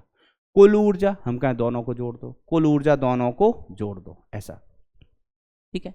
तो कुल ऊर्जा के लिए अपन ने कुल ऊर्जा घनत्व के लिए दोनों को जोड़ दिया। अब हमने कहा जो कुल ऊर्जा है ना, कुल ऊर्जा कभी इसमें है कभी इसमें है, तो हमने कहा कि या ऐसा हो सकता है कि कुल ऊर्जा का अगर हम कुल ऊर्जा को अगर हम सिर्फ विद्युत ऊर्जा के पदों में लिखना चाहें तो हम कहेंगे यस, कुल ऊर्जा को, कुल ऊर्जा घनत्व को हम सिर्फ विद्युत ऊर्जा के पदों में लिख सकते हैं। कुल ऊर्जा घनत्व को अपन सिर्फ और सिर्फ विद्युत ऊर्जा के पदों में लिख सकते हैं, उसका मान इतना होगा, और जो मैंने यहां पर लिख दिया है, ठीक है। और कुल ऊर्जा को हम चुंबकीय ऊर्जा के पदों में भी लिख सकते हैं, सिर्फ और सिर्फ चुंबकीय ऊर्जा के पदों में भी लिख सकते हैं, जो कि मैंने यहां पर लिख दिया है इस तरीके से। समझ गया क्या बात को सर? समझ गए। तो इस तरीके से भी आप इसको लिख सकते हैं, लिखा जा सकता है। ये देखो ये ऊर्जा है किसके पदों में? विद्युत के पदों में, लेकिन ये कुल ऊर्जा नहीं है, ये कुल ऊर्जा नहीं है, ये प्रभावी ऊर्जा है। क्या है? प्रभावी ऊर्जा। वो कितनी आ गई है बच्चा? वो कितनी आ गई कि जब आप ऐसे लिख रहे हो ना, तो ये ऊर्जा कौन सी है बच्चा? विद्युत वाली। इसके साथ साथ कुछ ऊर्जा चुंबकीय वाली भी होगी। चुंबकीय वाली ऊर्जा कितनी हो जाएगी बच्चा? 1/2 म्यू नॉट, और यहां पर अपन क्या लिखेंगे? बी का वर्ग था। किसका वर्ग था? बी का वर्ग। तो ये हो गया बच्चा 1/2 म्यू नॉट, और बी की जगह अपन बी के अधिकतम मान के पदों में लिखेंगे तो इसका स्क्वायर करेंगे, तो बेसिकली ये हो गया 1/4 म्यू नॉट बी नॉट का स्क्वायर, बी नॉट का स्क्वायर। समझ गया क्या बच्चा बात को? इस तरीके से अपन लिख सकते हैं। तो ये ऊर्जा है कौन सी? चुंबकीय क्षेत्र की ऊर्जा, लेकिन किसके पदों में? ये चुंबकीय क्षेत्र की ऊर्जा है, लेकिन चुंबकीय क्षेत्र की ये ऊर्जा कौन सी वाली ऊर्जा है? चुंबकीय क्षेत्र की ये कुल ऊर्जा नहीं है। समझ गए कि सिर्फ अगर टोटल ऊर्जा को हम चुंबकीय क्षेत्र में बदलना है, टोटल ऊर्जा को अगर हम चुंबकीय क्षेत्र में बदल दें तो ये ऊर्जा आएगी, ये वो नहीं है।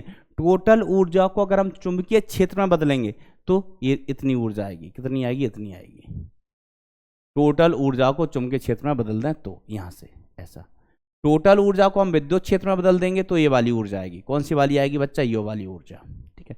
लेकिन ये तो क्या है कि कुल ऊर्जा जो अपन लिखेंगे तो उसमें क्या होगा? कुल ऊर्जा में कुछ ऊर्जा होगी विद्युत क्षेत्र की, कुछ ऊर्जा होगी चुंबकीय क्षेत्र की, तो ये रही अपनी औसत ऊर्जा, ठीक है।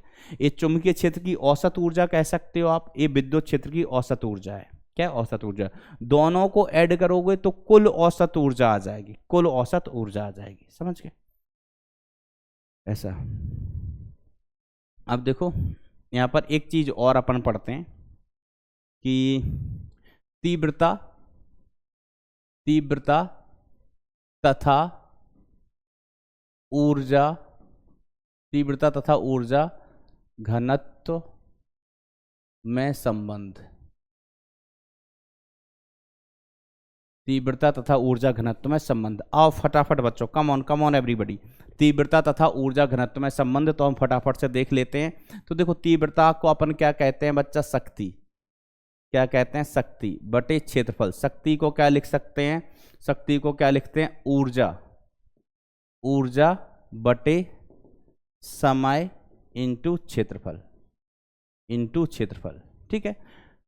शक्ति की जगह क्या लिखा है? ऊर्जा बटे समय, और बटे में क्या है बच्चा? क्षेत्रफल। अब देखो मैं एक काम करते हैं यहां पर, इसमें इसी समीकरण में मैं लंबाई से गुणा करता हूं, लंबाई से भाग दे देता हूं। समझना, लंबाई से गुणा किया और लंबाई से भाग दे दिया।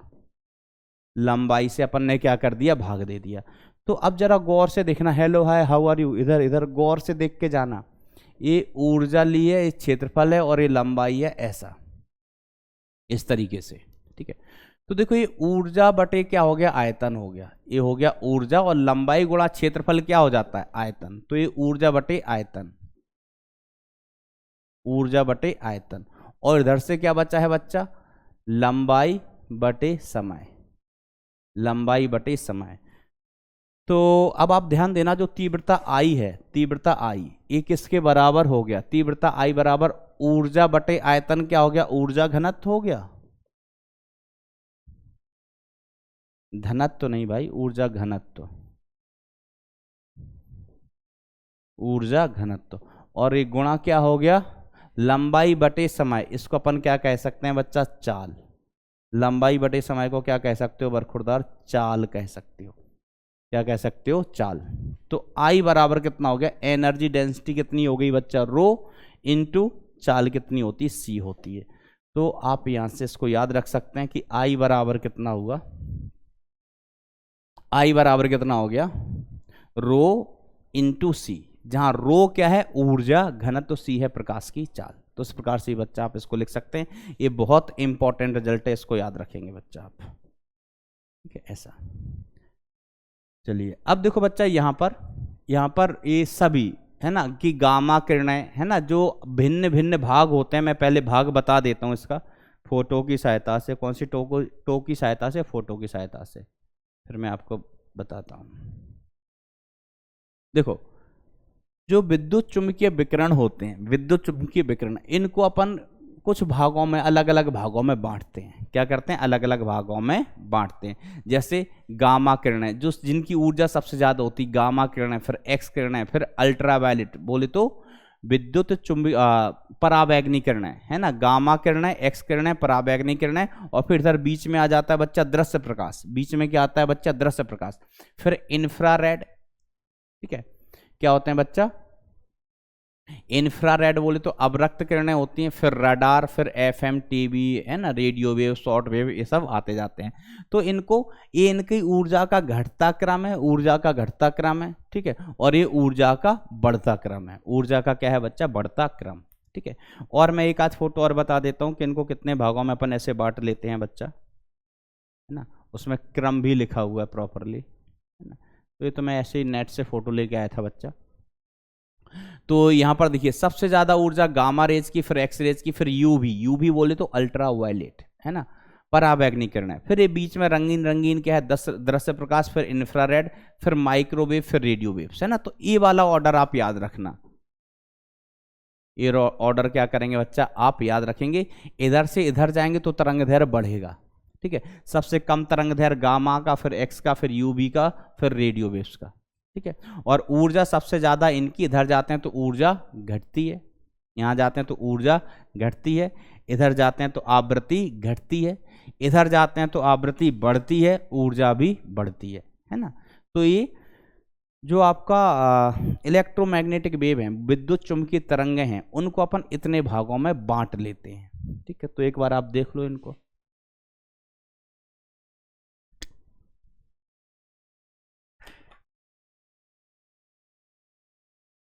अब देखो, अगर मैं यहां पर ये सब की किसकी क्या तरंग दैर्घ्य होती है, किसकी खोज किसने की है, तो ये सारी चीजें, इसमें कुछ एक्सप्लेन करने का नहीं है बच्चा। मैंने एक टेबल डाली हुई है, तो इसमें आप देख सकते हैं गामा किरणें, एक्स किरणें, ठीक है, ठीक है। गामा किरणों की तरंग दैर्घ्य कितनी होती है ना। गामा किरणों की तरंग दैर्घ्य कितनी होती है, आवृत्ति कितनी होती है, ऊर्जा कितनी होती है, इत्यादि इत्यादि, ठीक है। तो इनके बारे में सारी जानकारी है, तो आप इनको पढ़ सकते हैं कि गामा किरणों के बारे में हो गई।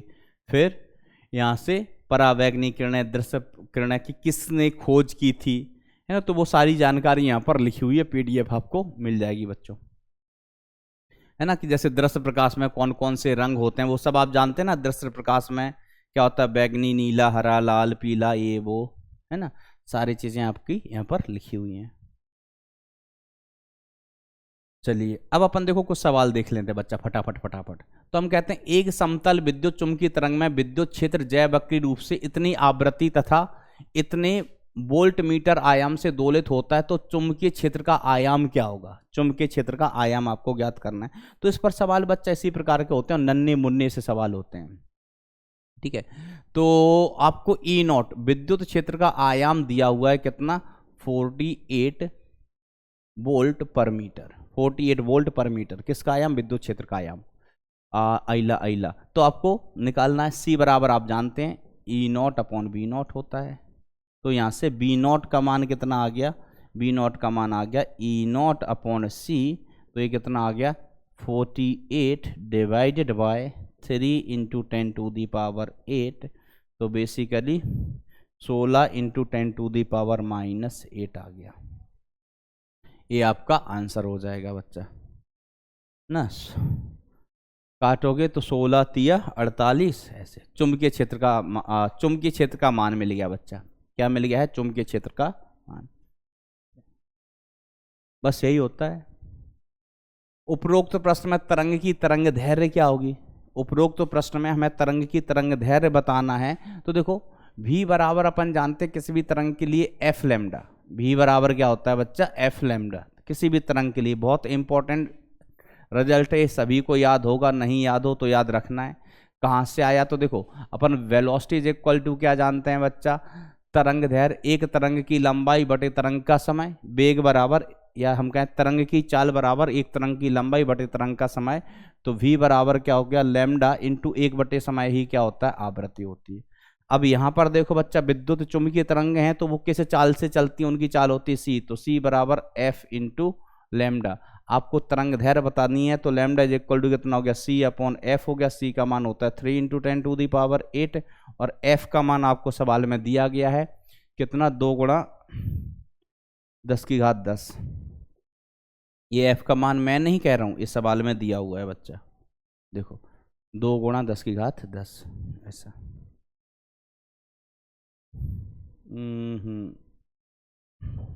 ध्यान दो, ये ठीक सवाल है कि विद्युत चुंबकीय तरंग के बिंदु स्रोत की औसत निर्गम शक्ति इतना है, स्रोत से 3.5 मीटर दूरी पर विद्युत क्षेत्र का अधिकतम मान कितना होगा? स्रोत से 3.5 मीटर की दूरी पर विद्युत क्षेत्र का मान बताना है। आइए अपन देखते हैं, साथ देना मेरा।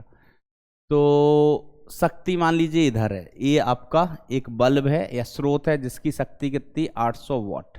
800 वाट P बराबर, ठीक है। अब यहाँ से कितना दूरी पर अपन को जाना है? तो यहाँ से जाना है 3.5 मीटर दूरी। R बराबर 3.5 मीटर दूरी पर जाना है। ध्यान से समझना, 3.5 मीटर दूरी पर जाना है, ठीक है। तो 3.5 मीटर दूरी पर अपन तीव्रता निकालेंगे। क्या निकालेंगे बच्चा? तीव्रता। तो तीव्रता बराबर क्या होती है? ध्यान देना। तीव्रता बराबर क्या होती है? तीव्रता मित्रों तीव्रता होती है शक्ति बटे क्षेत्रफल।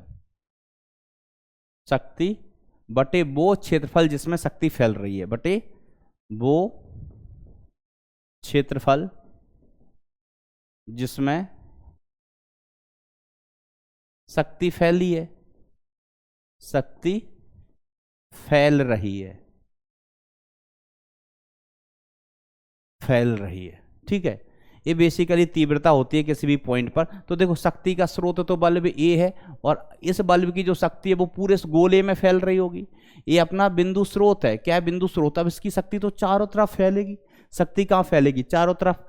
तो हमने कहा कि चारों तरफ फैलेगी, तो ये यह एक गोले में फैल रही होगी। किसमें फैल रही होगी? गोलाकार रूप से चारों तरफ फैल रही होगी, ठीक है। जिसकी त्रिज्या कितनी है? r है। तो यहाँ पर तीव्रता I बराबर अपन क्या लिखेंगे? शक्ति बटे 4 पाई r स्क्वायर। शक्ति बटे 4 पाई r स्क्वायर। जिस क्षेत्रफल में ये फैल रही है, किस में फैल रही होगी बच्चा? एक गोलाकार भाग में। तो उस गोले का क्षेत्रफल कितना हो गया? 4 पाई r स्क्वायर। तो ये शक्ति हो गई बच्चा। अब आपको इसका मान दिया है, शक्ति का मान कितना दिया है? 800 दिया है, और ये 4 पाई r का मान कितना है? 3.5 दिया है, ठीक है। तो आपको विद्युत क्षेत्र का अधिकतम मान बताना है। क्या बताना है? विद्युत क्षेत्र का अधिकतम मान, ठीक है। तो देखो क्या करोगे? सुनो जरा। तो अब देखो ये I हो गया, तो I तो हमें यहां से मिल गया, यहां से अपन को क्या मिल गया है? I मिल गया है। I बराबर कितना होता है? रो इंटू सी। अब रो का मान आपको लिखना है। रो क्या है बच्चा? ऊर्जा घनत्व। ये क्या है बच्चा? रो ऊर्जा घनत्व। धनत्व नहीं भाई, ऊर्जा घनत्व। बरोबर बच्चा? ये क्या है? ऊर्जा घनत्व है। तो आप क्या करोगे? रो का मान, रो बराबर क्या लिख दोगे? I/C लिख दोगे। रो बराबर I/C, ठीक है, निकाल लोगे। अब ऊर्जा घनत्व तो आपको किसके पदों में लिखना है? किसके पदों में लिखना है? आपको ऊर्जा घनत्व तो लिखना है विद्युत क्षेत्र के आयाम के पदों में। अरे बोलो भाई, ऊर्जा घनत्व तो किसके पदों में लिखना है बच्चा? विद्युत क्षेत्र के आयाम के पदों में, ठीक है। क्योंकि आपको क्या ज्ञात करना था? विद्युत क्षेत्र ही ज्ञात करना था ना, ऐसा। विद्युत क्षेत्र का अधिकतम मान, विद्युत क्षेत्र का अधिकतम मान मतलब आपको क्या ज्ञात करना है? क्या ज्ञात करना है? ई नॉट ज्ञात करना है बच्चा, ई नॉट, ठीक है। तो ऊर्जा घनत्व तो ई नॉट के पदों में लिखना आपको आता है, हमने पिछली स्लाइड में बताया हुआ है, ठीक है। तो उसका मान रखोगे आपको आंसर मिल जाएगा। हम आगे बढ़ते हैं बच्चा। अब देखो, उपरोक्त प्रश्न में चुंबकीय क्षेत्र का अधिकतम मान कितना होगा? अइला सी अपन को पता है ना बच्चा, सी कितना होता है? ई नॉट अपॉन वी नॉट। तो अपन को बी नॉट का मान निकालना है। ई नॉट पिछले सवाल में पता चल गया, तो ई नॉट अपॉन कितना हो जाएगा? सी हो जाएगा।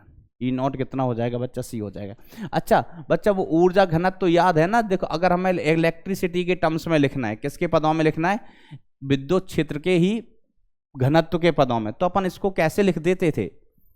अरे यार, 1/2 एप्सिलॉन नॉट इंटू ई नॉट का स्क्वायर इंटू ई नॉट का स्क्वायर, ऐसे लिखते थे ना बच्चा। और अपन को लिखना है विद्युत क्षेत्र के पदों में। तो और अगर चुंबकीय क्षेत्र के पदों में लिखना होता था, तो चुंबकीय क्षेत्र के पदों में पूरी की पूरी ऊर्जा चुंबकीय क्षेत्र के पदों में कैसे लिखी जाती थी? 1/2 mu naught into B naught का स्क्वायर इंटू बी नॉट का स्क्वायर। समझ गया कि नहीं समझ गए?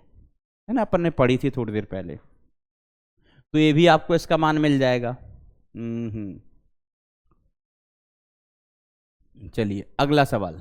कौन सा सवाल बच्चा? अगला सवाल। इसकी भी मैं हिंट देता हूं। एक विद्युत चुंबकीय तरंग में विद्युत क्षेत्र का आयाम इतना है, विद्युत क्षेत्र का आयाम इतना है। तरंग की आवृत्ति इतनी हर्ट्ज है। जेड अक्ष के अनुदिश संचरित होती है विद्युत क्षेत्र की का औसत ऊर्जा घनत्व। विद्युत क्षेत्र का कौन सा ऊर्जा घनत्व निकालना है? कुल नहीं, औसत ऊर्जा घनत्व, औसत ऊर्जा घनत्व। तो देखो ध्यान देना, जो रो ई अपन लिखते थे ना, ई कौन सा बच्चा? एवरेज वाला।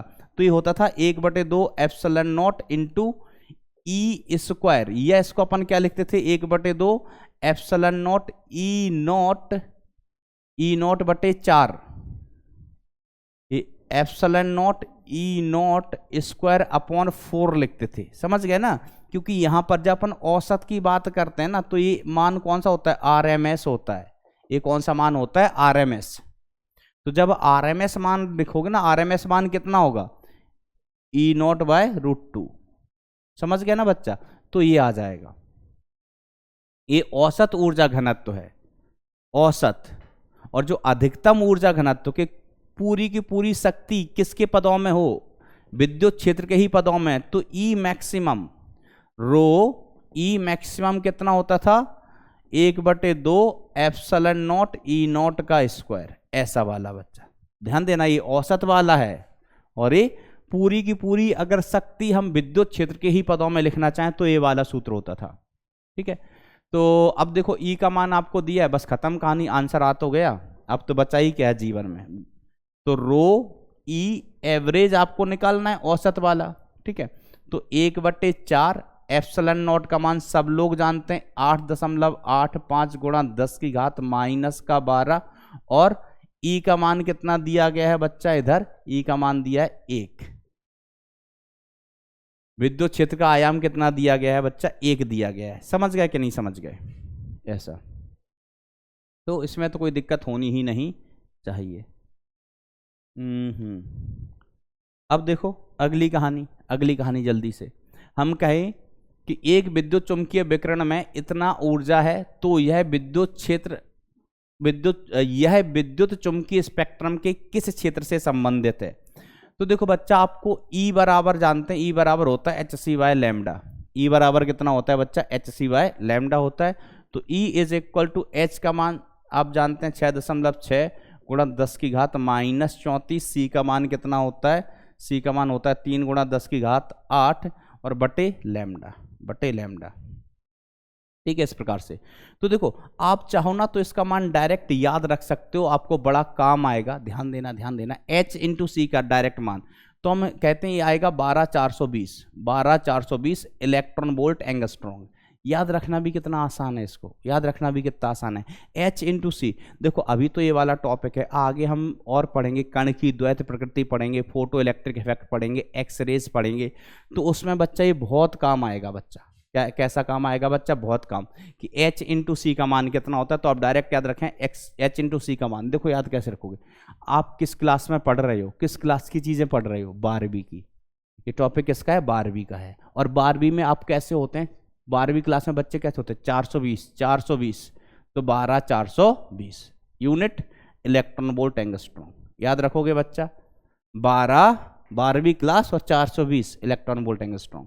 तो E इज इक्वल टू, अब E की वैल्यू आपको गिवन है कितनी, देखो कितनी आसान हो जाती हैं ऐसी चीजें। Electron volt is equal to 6.6 into 10 to the power minus, अच्छा ये थोड़ा ना लिखना है, अब अपन को सीधा सीधे कितना लिखना है? 12420। 12420 की जगह ना कैलकुलेशन सिंप्लीफाई करने के लिए आप 12400 भी लिख सकते हो। जैसे हम G की वैल्यू 9.8 होती है, हम कितनी ले लेते हैं? 9.8 होती है, अपन कितनी ले लेते हैं? 10 ले लेते हैं। वैसे आप इसको लिख सकते हैं electron volt angstrom upon lambda.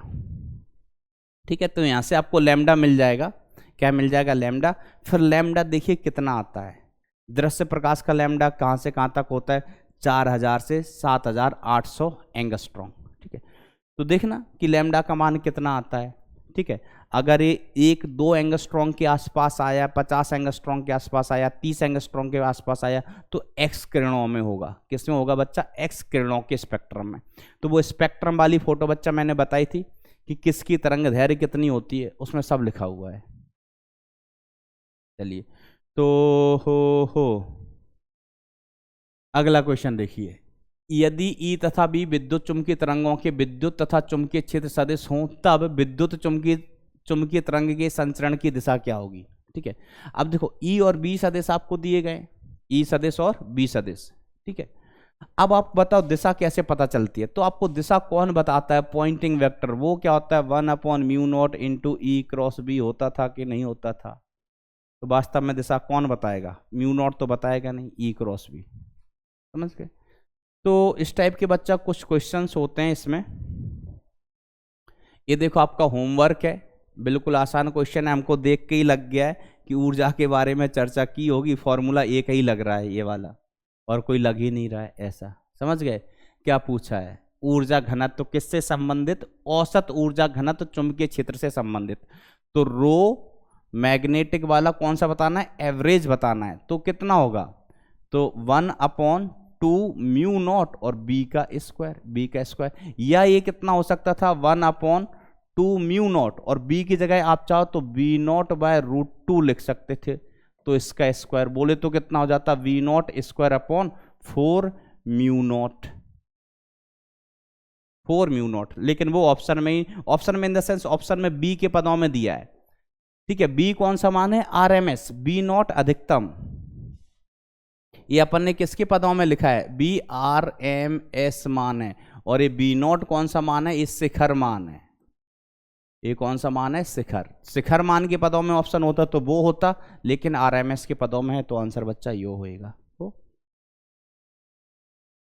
तो चलिए बच्चों, फिर ये आपकी कहानी थी। आपको इसकी DPP मिल जाएगी, तो उसके क्वेश्चन सॉल्व करना। ठीक है, तो मुझे उम्मीद है ये चीज़ें आपको क्लियर होंगी। आसान अध्याय होता है, आसान टॉपिक होता है वाला, छोटा सा टॉपिक होता है। तो आज की कहानी अपन यही ख़त्म करते हैं। Thank you so much, tata bye bye, take care बच्चों।